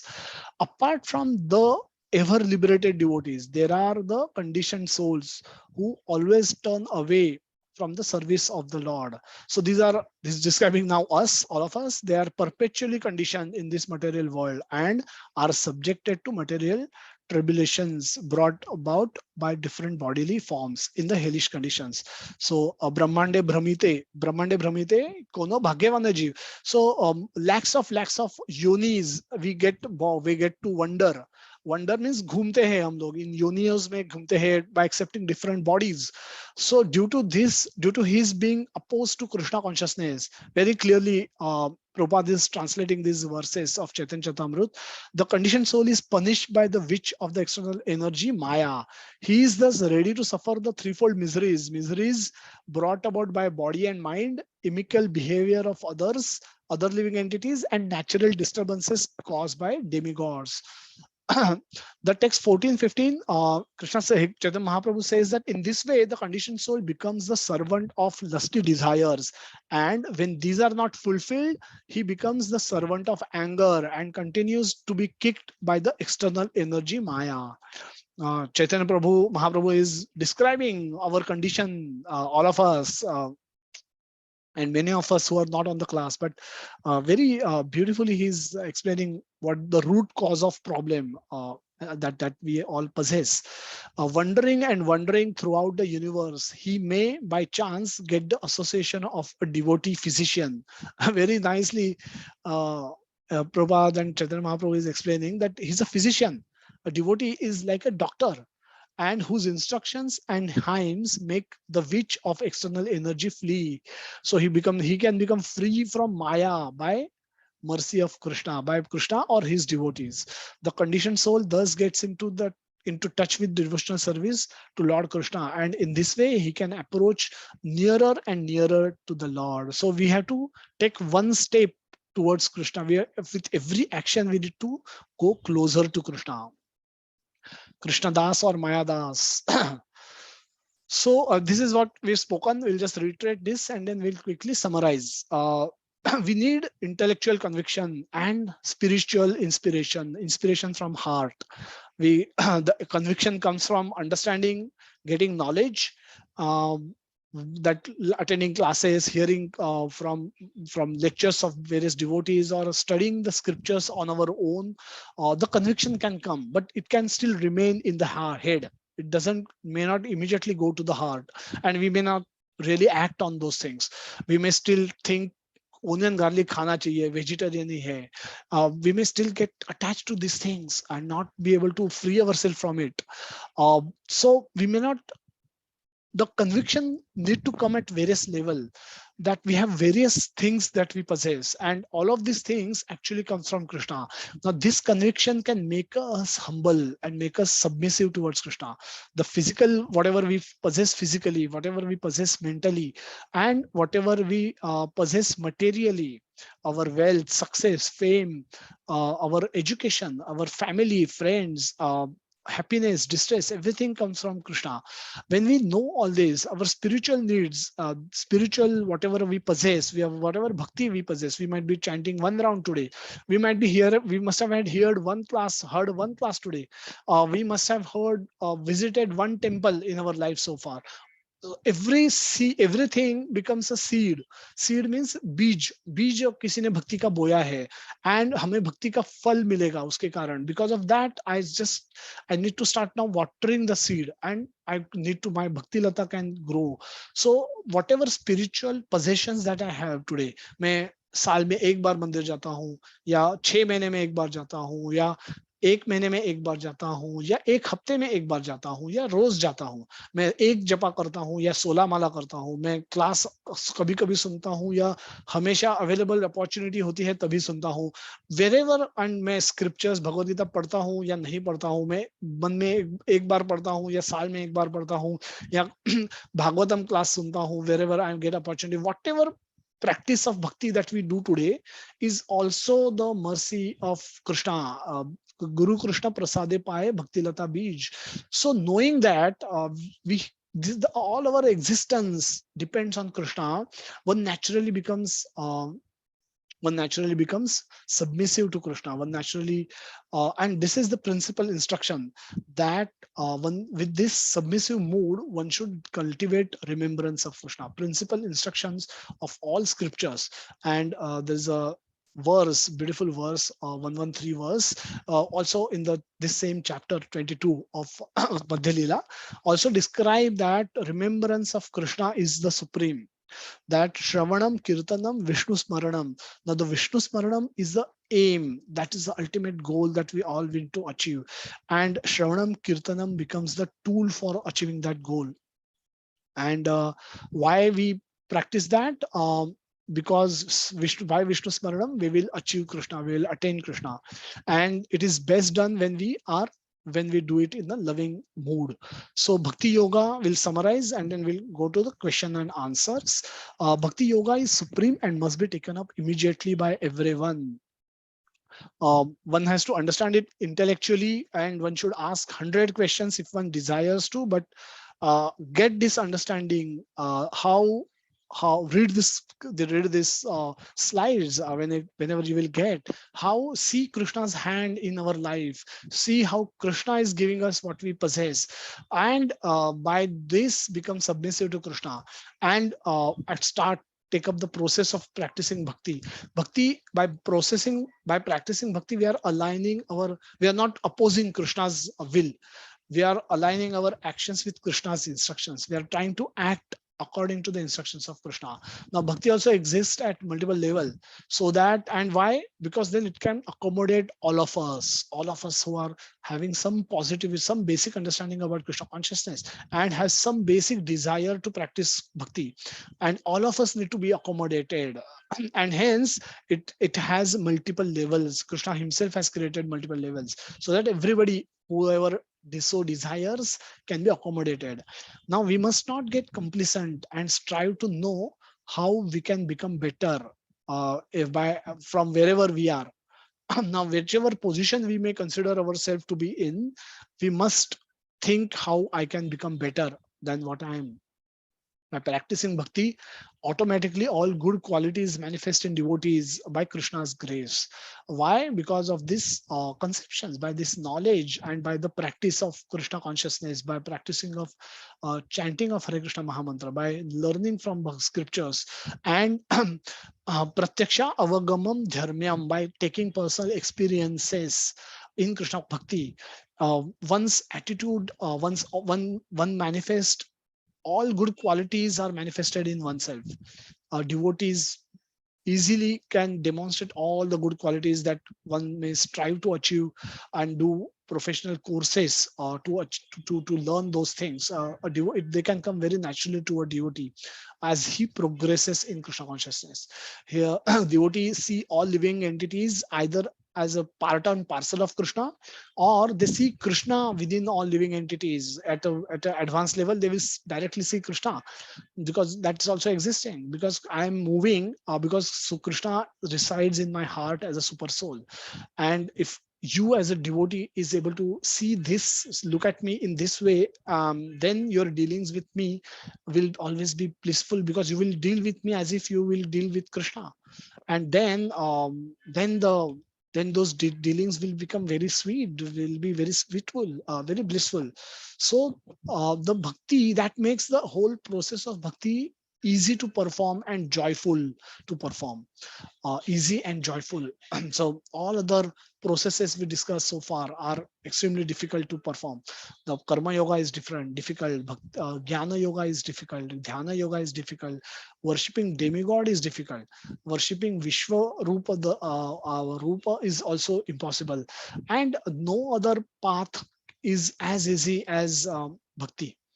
And bhakti is also joyful. Susukham kartum avyayam. In the 9th chapter, 2nd verse, Krishna says that this is performed joyfully. Bhajatam priti purvakam. It is devotees perform this joyfully. They with love they do it. Even patram pushpam phalam toyam yeme bhaktya prayashyati. They, when it is offered to me with love and devotion, I accept it. Tadaham. So that there is this whole Bhagavad Gita is a song of love, song in which Krishna is describing how much he loves all the souls, all the living entities, and how he expect those living entities to also love him back. And he's hungry for love, he's thirsty for that love. And he says, the moment you indicate that you want to love back to me, I will deliver you very, very swiftly, because I am also very eager for you to come back to my planet, Krishna Loka, or Golok Vrindavan. So I am more eager to take you back to Godhead than you yourself is being eager to go there. So that's the mood of Krishna in which Bhagavad Gita is spoken. Bhagavad Gita is not a violent book. There are many interpretations of Bhagavad Gita where it is presented as a book of violence. Arjuna तो अच्छा युद्ध नहीं करके घर जाने के बात कर रहा था, और कृष्णा ने उकसाया उसको और पूरा ब्लडशेड करवा दिया. क्या जरूरत थी, ऐसे कैसे भगवान है, ऐसे भगवान होते हैं क्या, तो कुछ भगवान भगवान नहीं है. And there are many versions, many different versions which people have created, manufactured due to their own whims and fancies, and that's all. Unauthorized scriptures can't give this kind of a message, that this is a song of love, where Krishna is singing, asking Arjuna to love him back, and then so that he can deliver him from the pangs of material existence, from beyond the cycle of birth and death, back to Krishna himself. So we will facility for hearing and chanting, so that remembrance of Krishna can be cultivated. Happens through Zoom meetings. There are separate Zoom meetings for there are separate Zoom meetings. The same meeting is there for morning japa. Same meeting is used for evening reading session, where we read Bhagavatam and Bhagavad Gita every day. So we'll thank you everyone for hearing patiently, and we will address any questions that anyone might have as we come to. Hare Krishna Prabhuji, Dandavat Pranam.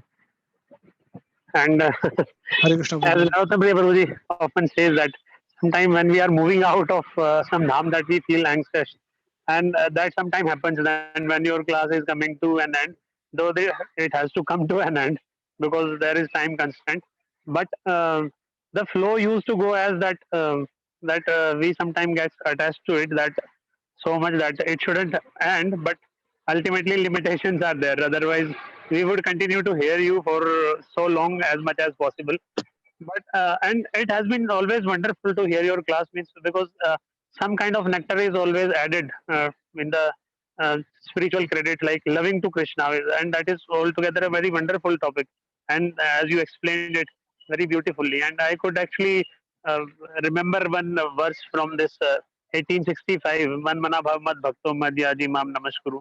And as His Grace Amoglila Prabhu also explains in the same way as you explained it, I could remind that one step, if you don't, like he says, invest the mind, Krishna says invest mind in me, and if we cannot do mad bhakto, that become my devotee, and again he goes that madhyaji, at least worship me, and then mam namaskuru, then ultimately the fallen soul like me come to the conclusion that yes, I can do namaskar to you.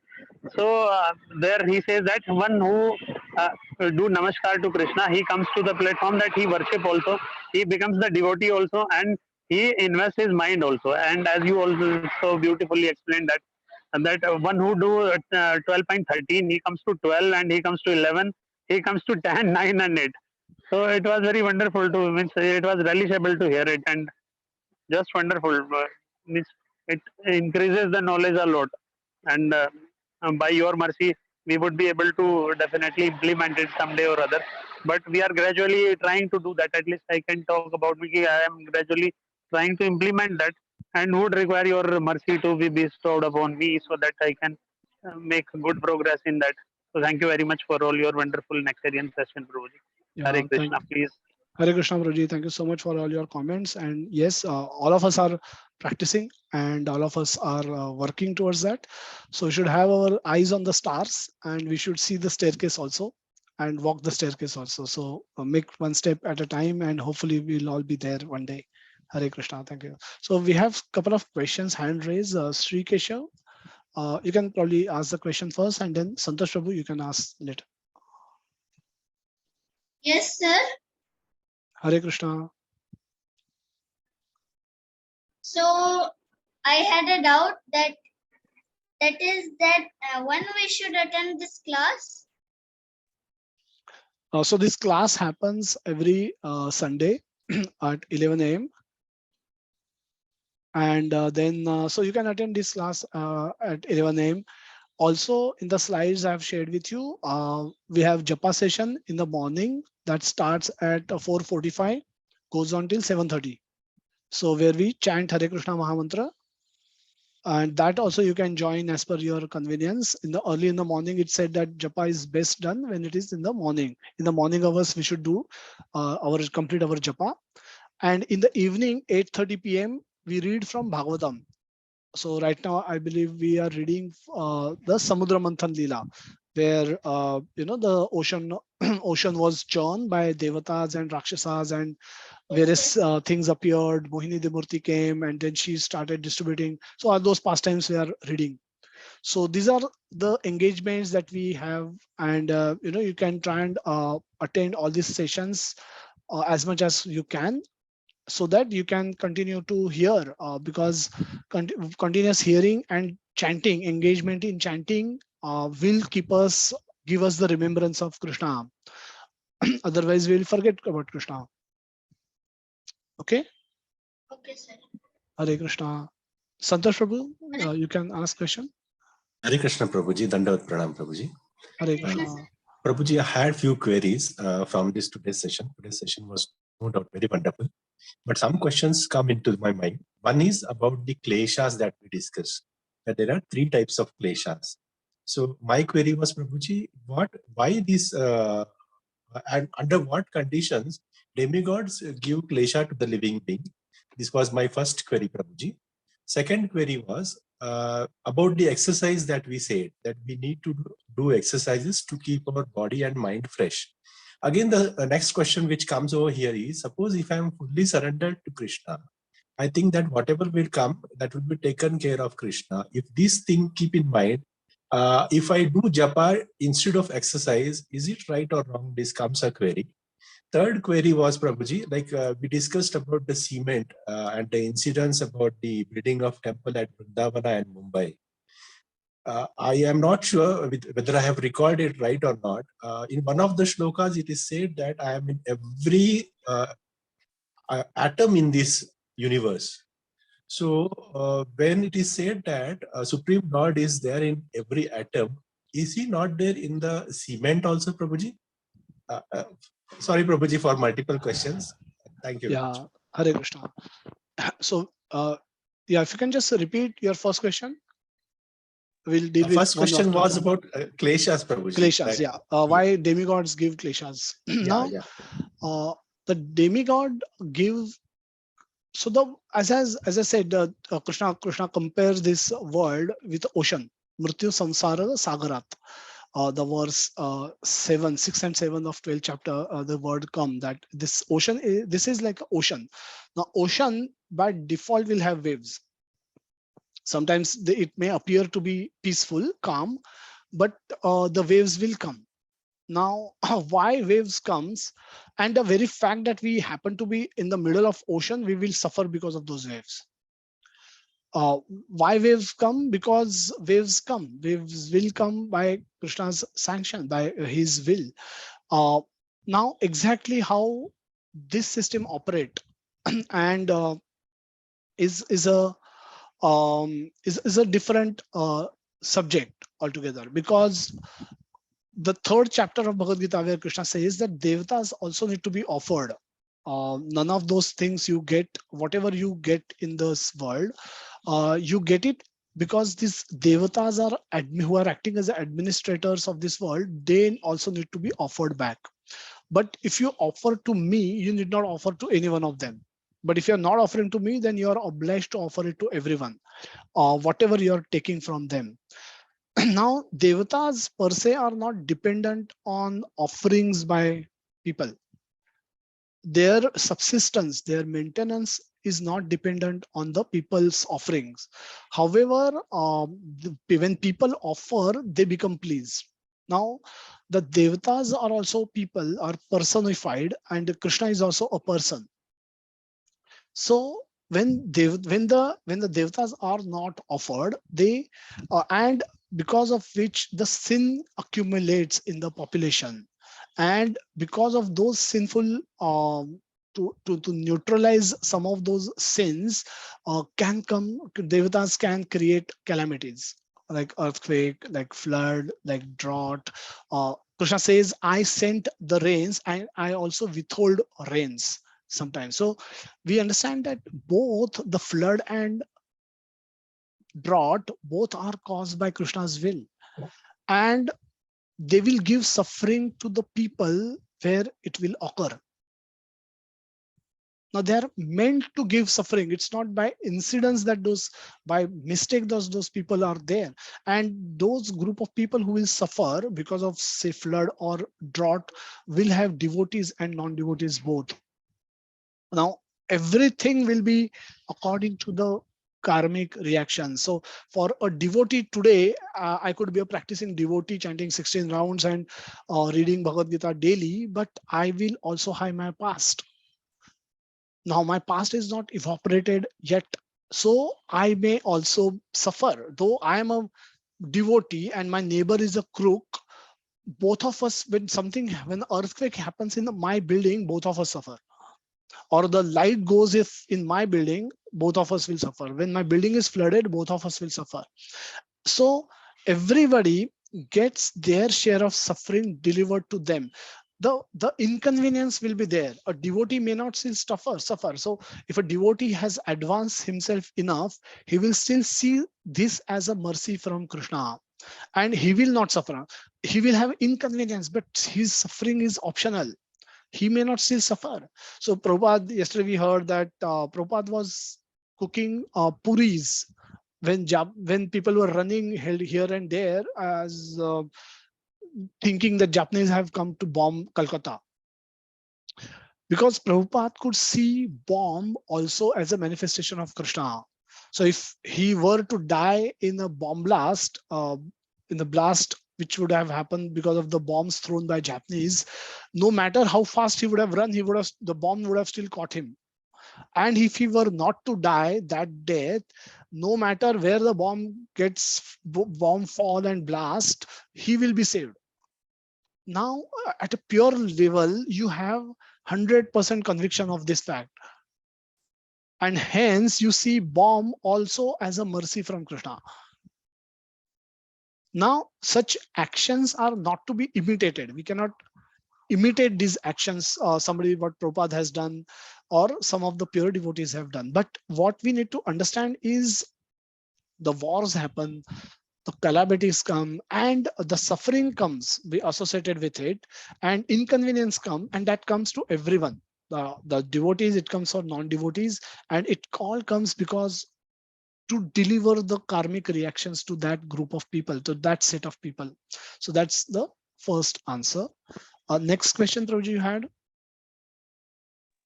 Prabhuji, that was with regards to the understanding in mind that I am surrendering to Krishna.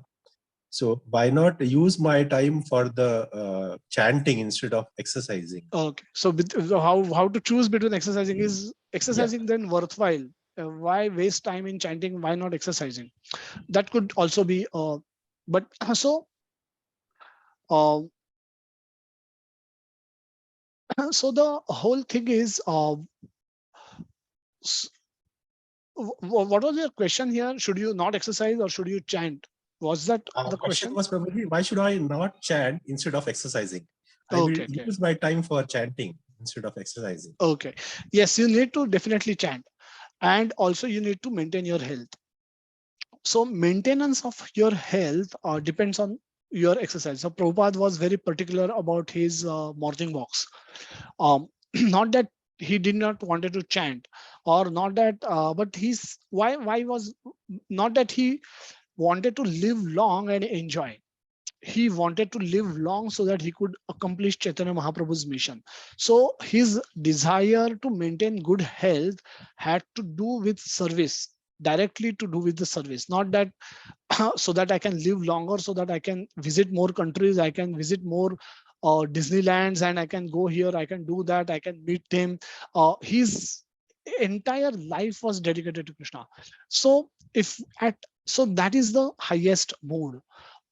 At our level also, we can definitely think that after having chanted our quota of rounds, say 16 rounds, 20 rounds, whatever you are chanting, if you have time, you should definitely maintain good health, so that whenever service opportunities comes upon you, you should not be found incompetent to do those.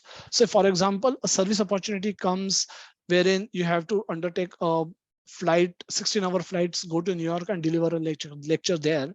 But if you have not maintained your health and you have a threat of heart attack, doctor may advise you not to take that long flight and go to America. What will happen in that case? The service will get impacted.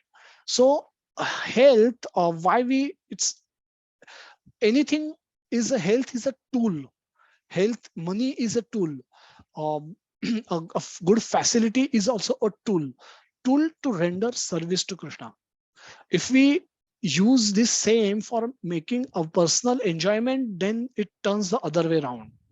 Then then it becomes dangerous. But as long as you can conceptualize that by maintaining good health, you can serve Krishna nicely, and you can and that's true. Whenever the big service opportunities come, you will be asked to travel very often. You will be asked to work rigorously. Those who are working on Mayapur temple of Vedic planetarium, they've been working there for years, and they've been spending day and night. And if you have to work with that kind of a rigor, you obviously need good health. And so there is nothing wrong in having good health, as long as you have a desire to serve Krishna using that good health.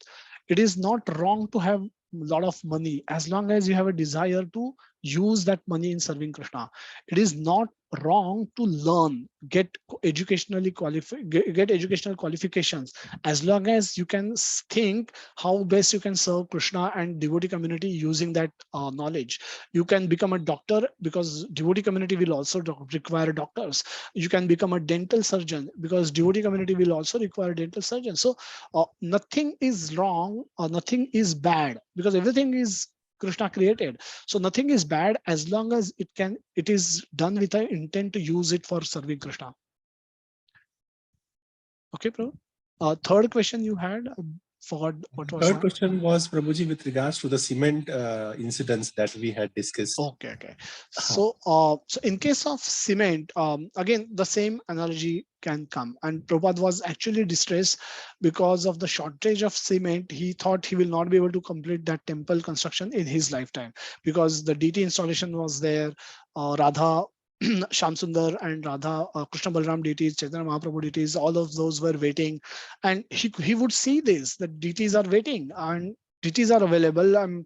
Construction is getting delayed, because of which I'm not able to render service to those deities. That's my fault. He would take that way, think that way. And then cement became his anxiety.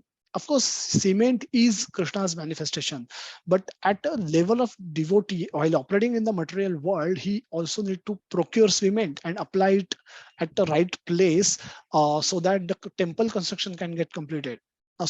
He can see Krishna in cement, that's his separated energy, but he didn't wanted to worship cement. His concept was not to worship cement. His objective was to use cement in constructing temple, so that Archa Vigraha of Lord Krishna Balram and Radha Shamsundar, they can be worshipped. We can start rendering services to them. So that was his mood. So that was his contemplation. So from external standpoint, it may appear that he's meditating on cement, but actually he's meditating on Lord, because he's meditating how he can use that cement in service of Lord. Okay, Prabhu. Yeah, thank you very much, Prabhuji. Dandat Pranam, Prabhuji. Hare Krishna. That was Hare a beautiful Krishna. explanation. Yeah. Prasad Prabhuji, you have a question?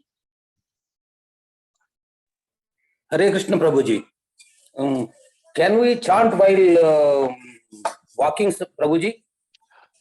Yes, Prabhuji. You can chant while walking, while cooking, um, while driving, while whatever you can think of, you can chant during that time. But also you should chant with beads early in the morning hours with devotees as much as possible. That chanting is the most beneficial. So it's chanting. Objective of chanting is to cultivate a remembrance of Krishna. Objective of reading and listening to the classes is to get inspiration to chant. And both combination of hearing and chanting help us cultivate constant remembrance of Krishna. So for that to happen, everything is acceptable. You can chant anytime possible and every time if possible. Prabhupada rather says that in one of the slides we have said that you should ideally chant 24/7. But if that is not possible, chant for 2 hours at least, if that's the minimum. And Prabhupada says that for the neophyte or the new devotees who are new and who are fighting as defined by his grace Krishna Premanand Prabhu yesterday, but and I like that definition, and that's true also. So these neophyte devotees, Prabhupada recommended 16 rounds, chanting of 16 round minimum. but again, minimum is also there. So you can definitely chant more. Once you have completed your quota of rounds, and any extra time that you get, you should dedicate for chanting. That's absolutely perfect. Hare Krishna Prabhuji. Thank you. Dandavat Pranam. Hare Krishna Prasad Prabhu. Thank you so much for your question. Sunil Prabhu, you have a question? Hare Krishna Prabhuji. Hare Krishna. I do have question regarding I am for me now Sri Krishna is everything. Earlier for me a family was everything. So somebody says anything to my family, I was reacting very fearfully. Now in this case, if somebody is saying something to my Lord, then how should I react? Because it is very much hard hitting. So how should I react? So because if I do react, then it is not my mental stability. So Correct. how should I react? So very nice question, Ruji. And so the way we look at it is that the people also, as we saw today, devotees exist at different levels.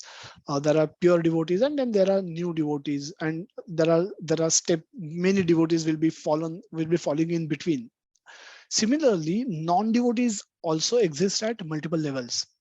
Now, some non-devotees could be completely so we need to little be we need to understand if we who are we dealing with, but and accordingly we can mold our communication. In general, we can consider that all living entities are part and parcel of Krishna, and Krishna exists in their hearts also. So and it will be great if you can bring any one of those entities closer to Krishna from where they are today. That is, if that we can achieve, Krishna says in 18th chapter that even those devotees are very dear to me.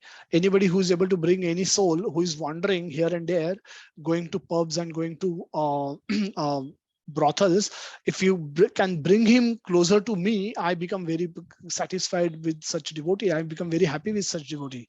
That's why the preaching, it becomes the mission of Srila Prabhupada, that he could bring all of us and so many millions of souls closer to Krishna. So we need to again be mindful of the fact where we with whom we are dealing, and their non-devotees are also at multiple levels. At times, given the time and given the time and the availability of resources, and the time, place, circumstances will not always allow us to bring everybody closer to Krishna, will prevent us from giving them knowledge about Krishna consciousness, so that they can understand, they can hear it attentively, they can hear it positively, and then actually once they hear it, they can become a little curious about this, and they may inquire more, they may come closer to Krishna eventually. Now all that, if that happens, that is great, but not every situation may lead to this kind of a conversation. So if a person having hatred towards Krishna, and if we happen to tell him about glories of Krishna, his hatred will increase. It's you already hate somebody, and hearing that person's glory, your hate increases about that person. Now, why some people develop hatred towards Krishna? Because of their own misconception, their own past karma, which has been, they've acted always contrary to the instructions of Krishna, because of which they got punished. It's like a student in the school who do all kind of mischievous activities, always get punished, and then start hating the school, start hating the teacher, start hating the principal, because he feel they hate him, and then but he doesn't understand he's violating all kind of rules, and because of which he often gets punished. Now the similar is the condition of such people who develop hatred towards Krishna.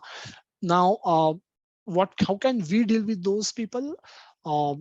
There could be different ways in which such people can be dealt with. So if you found just to summarize, if you find a person genuinely inquisitive about Krishna consciousness, or having genuine misconceptions about the whole the whole knowledge of Bhagavad Gita, the whole position of Krishna, those can be given knowledge to the extent what we have, or we can put them in touch with other devotees, give them books, give them prasad, and somehow hopefully, and then that's your mercy that you are sharing Krishna consciousness with them, and Krishna willing, they will accept it, they will come closer to Krishna. But those who are on the opposite end of the spectrum, those who are hating Krishna, those who are non-believers, if we try and do similar thing with them, it may work the other counterproductive in a way. And so those people we can deal in a different way. We can maybe occasionally give them Krishna prasad. Prasad is a food which nobody will probably say no, hopefully, to accept food or accept prasad. And that way we can somehow or the other bring them closer to Krishna, give them the knowledge of bhakti, because prasad, when it will enter their mouth and enter their stomach, it will have its own effect, and it will have its own positive effect, and eventually their heart will become positive towards Krishna. And if they get more mercy, direct mercy from Krishna devotee and Krishna's will, they can also become positive to Krishna. So it can be dealt with differently, but not every situation we need to go and put up a fight or put up an argument. Even that could work in a counterproductive way. These are some of my thoughts. So anybody else want to share on this? Vinod Prabhu, Hare Vikas Krishna Prabhu. Guruji, Dandavat Pranam. Yes, Hare Prabhuji, Krishna go ahead. Guruji, Dandavat Pranam. Actually, it is means from you only. It came it is said in Chaitanya Charitamrita, I believe, that whenever someone is blaspheming or devotees or Krishna, we can do three things. One is either we can defeat him with the logical Vedic injunctions arguments, or we can leave that place, or even if we can't do these two things and we are listening uh, um, consciously to that particular argument, we must commit suicide. So these three alternates are given in the Vedic injunctions. So better is that if we consider it that the person in front of us is in general, and we can defeat him by argument, like it's happened day before yesterday in office, that someone was speaking bad about this Mayapur temple, that someone has, the foreigner have built up a great mall there. So I became very angry, and I told him that what do you understand from Bhagavad Gita? Then he said that I have never read it. Then you have got no right to comment upon that. And eventually he was against the building temples. So eventually he realized that yes, temples are required. Because I told him that because it is the temple which are refraining us from the society of rapists and the demons. Otherwise, people are very demonic. So these three things are actually mentioned, and you once mentioned in your one session that either we should defeat him with the logical contention which are given in the Shastras, or we should leave that place, or we should commit suicide if we are attentively hearing that particular conversation. Thank you very much, Guruji. Hare Krishna. Hare Krishna Prabhuji. Hare Krishna Prabhuji. Dandavat Pranam. Hare Krishna Prabhuji. Yes, sir. In my opinion, we can do one more thing. Having the knowledge of every species, every person is there is a Krishna in that, and we can, as Prabhuji, Vikas Prabhuji is saying, we can leave that place, but we can add one more thing over there is praying Krishna that give a kind of knowledge or kind of blessings to that person, so that in one form or other he should come and associate. So we can pray for that person, thinking that is a fallen soul who is not having understanding. So just pray for him and leave it away from that place, and also try to engage with one form or other by kind of association in form of either just a prasadam or some place of visit, or somehow lighter mode of engagement can be initiated, and with Krishna blessing, that person may come back if he is destined to. So praying is one of the things which we should do and we can do. Yeah, very nice, I think. So I think, Sunil Prabhu, I think you got more than one answer.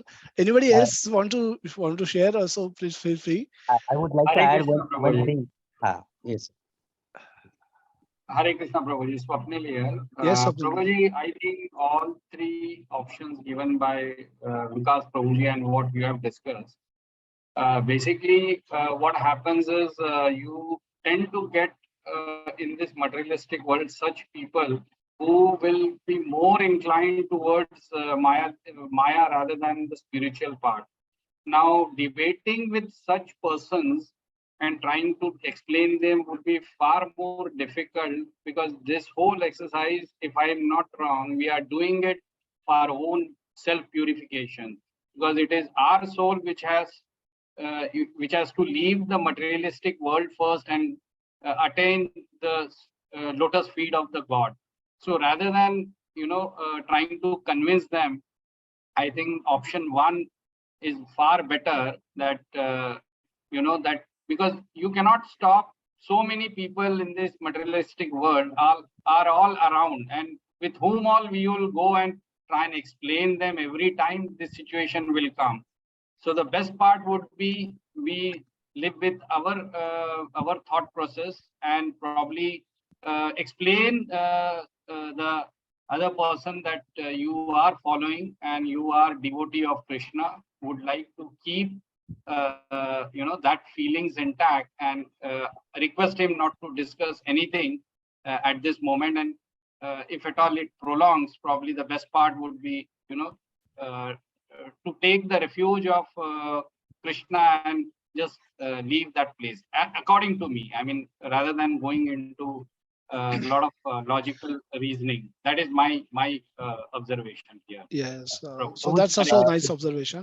exactly And opposite thing happens actually. Whenever the thing whenever I open the mouth for explanation, that person, 2-3 persons are there.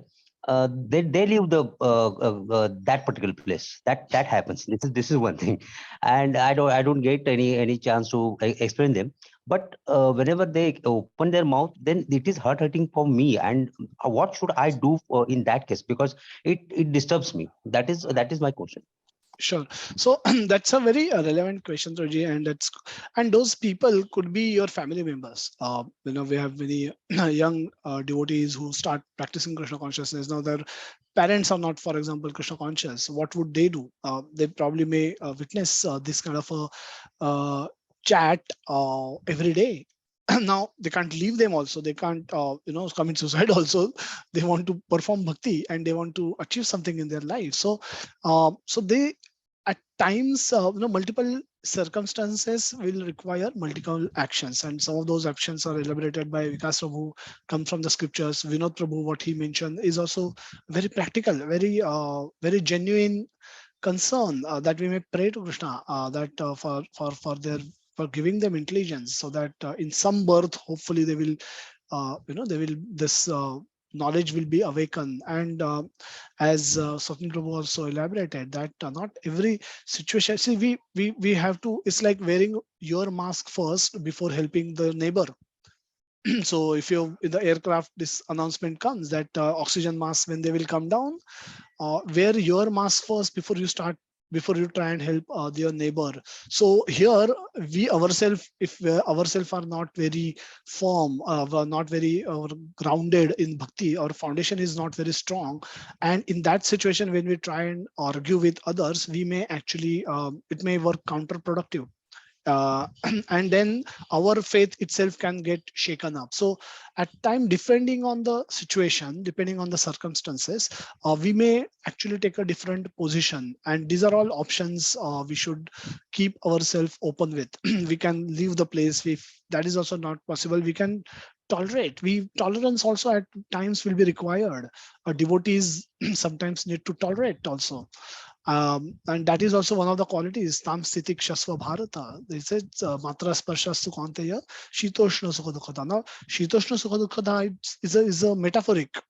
Shitoshna is not that actually means winter and summer season. There will be good experiences and bad experiences, and yes, we are expected to put up a fight wherever possible, but at times we will also be helpless. That time we can pray to Krishna. And so no one answer probably, but all those options really we can keep themselves open for all of us. And keep taking devotee guidance, because whenever you'll have a specific situation that you may elaborately explain, that could have a specific situation. And end of the day, we need to pray to Krishna to give us intelligence to choose right option, because we may be having hundreds of options in front of us, but making right choice also need intelligence, and that can also be given by Krishna. So we'll also, the prayer to Krishna will also help to do right things. Prabhuji, one more thing which I want to say. If there's a person who is a kind of a influencer, or a person who has got more acceptance in a particular society or a place or in an office, but if it comes to argument, or if comes to discussion, in my opinion, we should not give up at that point of time, and we should try to convince him, or relate him, or give a logic and conclusions discussion, or bringing him to some kind of events, activities. And if we are able to convince that person, then definitely we are going to affect many people in a society or in a place. So in such situation, we should not give up, and we should also not enter into the unnecessary argument of the people who are not having that kind of intelligence, or not having any acceptability. So we should give up at many times, but we should not give up at some particular time when it is important that this person should be convinced, and he has logical discussion is going on. So as Vikas Prabhuji was telling, that he has given complete reply to that person, and if he is able to convince that person who is having authority, as having influence, that will be a really great thing to have. Yes, I agree. And so it's not one answer, and depending on the situation, we, and again, for that to happen also, it's important that we are equipped with arguments, we are equipped with philosophical knowledge, we are equipped with our own sadhana. When our chanting is strong, when our listening is strong, and we have our intelligence is steady, this doesn't happen without Krishna's mercy. And so we, those things, then arguments become very accessible to us, and then we are able to put across those arguments. And because Krishna consciousness at one level is very logical, because bhakti, the love, at a level of pure love, it becomes love cannot be measured. There is no lovometer that exists. So it cannot be measured materially but material instruments, but otherwise the rest of the Krishna consciousness, which is at the beginner level, is very logically explained, can be very logically explained and understood by anyone who has open heart, open mind. But yes, you're right, depending on the time place circumstance, we can adopt different strategies, but it's critical that we have arguments by handy, so that for that to do, our hearing and chanting should be strong. I Prabhuji, think if Hare you Krishna, allow me, Prabhuji, can I add something, Prabhuji? Yes, Santosha. Prabhuji, see, these incidences happen with nearly everyone in office or other places.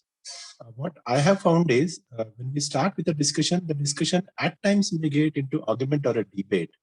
So at some level, we have to get ourselves back, because we may not be in a position to speak something about the scriptures in front of non-devotees. It may be difficult to convince them. But if we are able to convince them to attend any of the Bhagavatam sessions which are conducted in the morning in any of the temples, I suppose it will be very good for them also, because therein they get to listen to some of the authorities. And therein the experiences of the devotees and the Lord are mentioned in the Bhagavatam. So it will be easier for them to understand as a story, and they can gain many things from there, and they can start in this process of devotion. That's what I feel, Prabhuji. Hare Krishna. Hare Krishna. Okay, I think Hare we'll Krishna, pass. Prabhuji. Yes, Prabhuji, you want to say something? Just wasting the time of others devotees as well. But as His Grace Atul Krishna Prabhuji was just explaining something about on the Chaitanya Bhagavat, that wherein Chaitanya Mahaprabhu says that you should, as you also beautifully explained, that you should try to develop your devotional service first, and you should try to preach this word, the movement of Chaitanya Mahaprabhu to each and everyone without consideration whether he is eligible for that or not. But ultimately, we should be means simultaneously we should be aware about whether that individual is uh, grasping that or is ready to adopt that or not. So that is all. That also comes in Vedic injunctions that this should be preached to everyone, irrespective of eligibility. But at the same time, it must be taken care of that we are not wasting our precious time on the person who is not eligible for this or who is not ready to hear that particular thing. Yes, Yes, so I Prabhuji. Yes, think Prabhuji, rightly, Prabhuji. yes, I think there's a 67th verse in 18th chapter where Krishna says that this confidential knowledge may never be explained to those who are not austere or devoted or engage in devotional service, and not to one who is envious of me. So Krishna clearly says that there are some people to whom you should not explain, and but immediately later he says that whoever distributes this knowledge, that such devotee is very dear to me. He'll come back to me. And now, when case of Chaitanya Mahaprabhu also, we will see that initially when he started, he was very strategic. He was not letting everybody enter the Shiva Sangan, where he was conducting his sadhana. He was Sankirtan or night Sankirtan. But later, when he stepped out of Mayapur, when he went to Jagannath Puri, for example, he converted the most influential person, Sarvabhauma Bhattacharya. He made him into a devotee.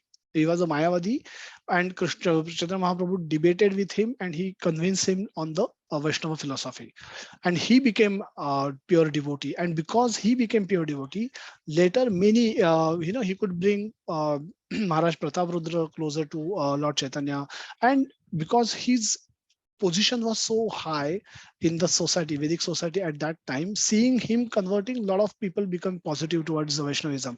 And then when Krishna Chaitanya Mahaprabhu started public preaching, when he stepped out for Dakshin Yatra, South Yatra, South India tour, and where he was he was freely distributing as it is described. At that time, a lot of people had already become positive because he saw the greatest Mayavadi sannyasi, a Mayavadi philosopher becoming a Vaishnava devotee. So the social influencer converting to, that's a strategy, but that again a very strategically Mahaprabhu dealt with that situation. And so why we extended this is the reason because it is actually relevant for all of us, and a lot of devotees, as I said, the opposition can come from the home, from the neighbor, from the bosses, from the colleagues, from the spouse. It can come in from anywhere, from the most dear friends, and you need to deal with it. You need to have equipped. You should be equipped enough to deal with this. And I extended this conversation so that those who present at least get to hear what are those different strategies and uh, uh, that they can adopt to deal with a particular situation. And hopefully it was a useful conversation and really not a waste of time, but really thankful to all of you for staying back for so long. And we'll end today's session with this note. Thank you so much. Srila Prabhupada ki jai. Hare Krishna to everyone. Hare Krishna, Prabhuji. Dandavat Pranam. Hare Krishna, Prabhupada.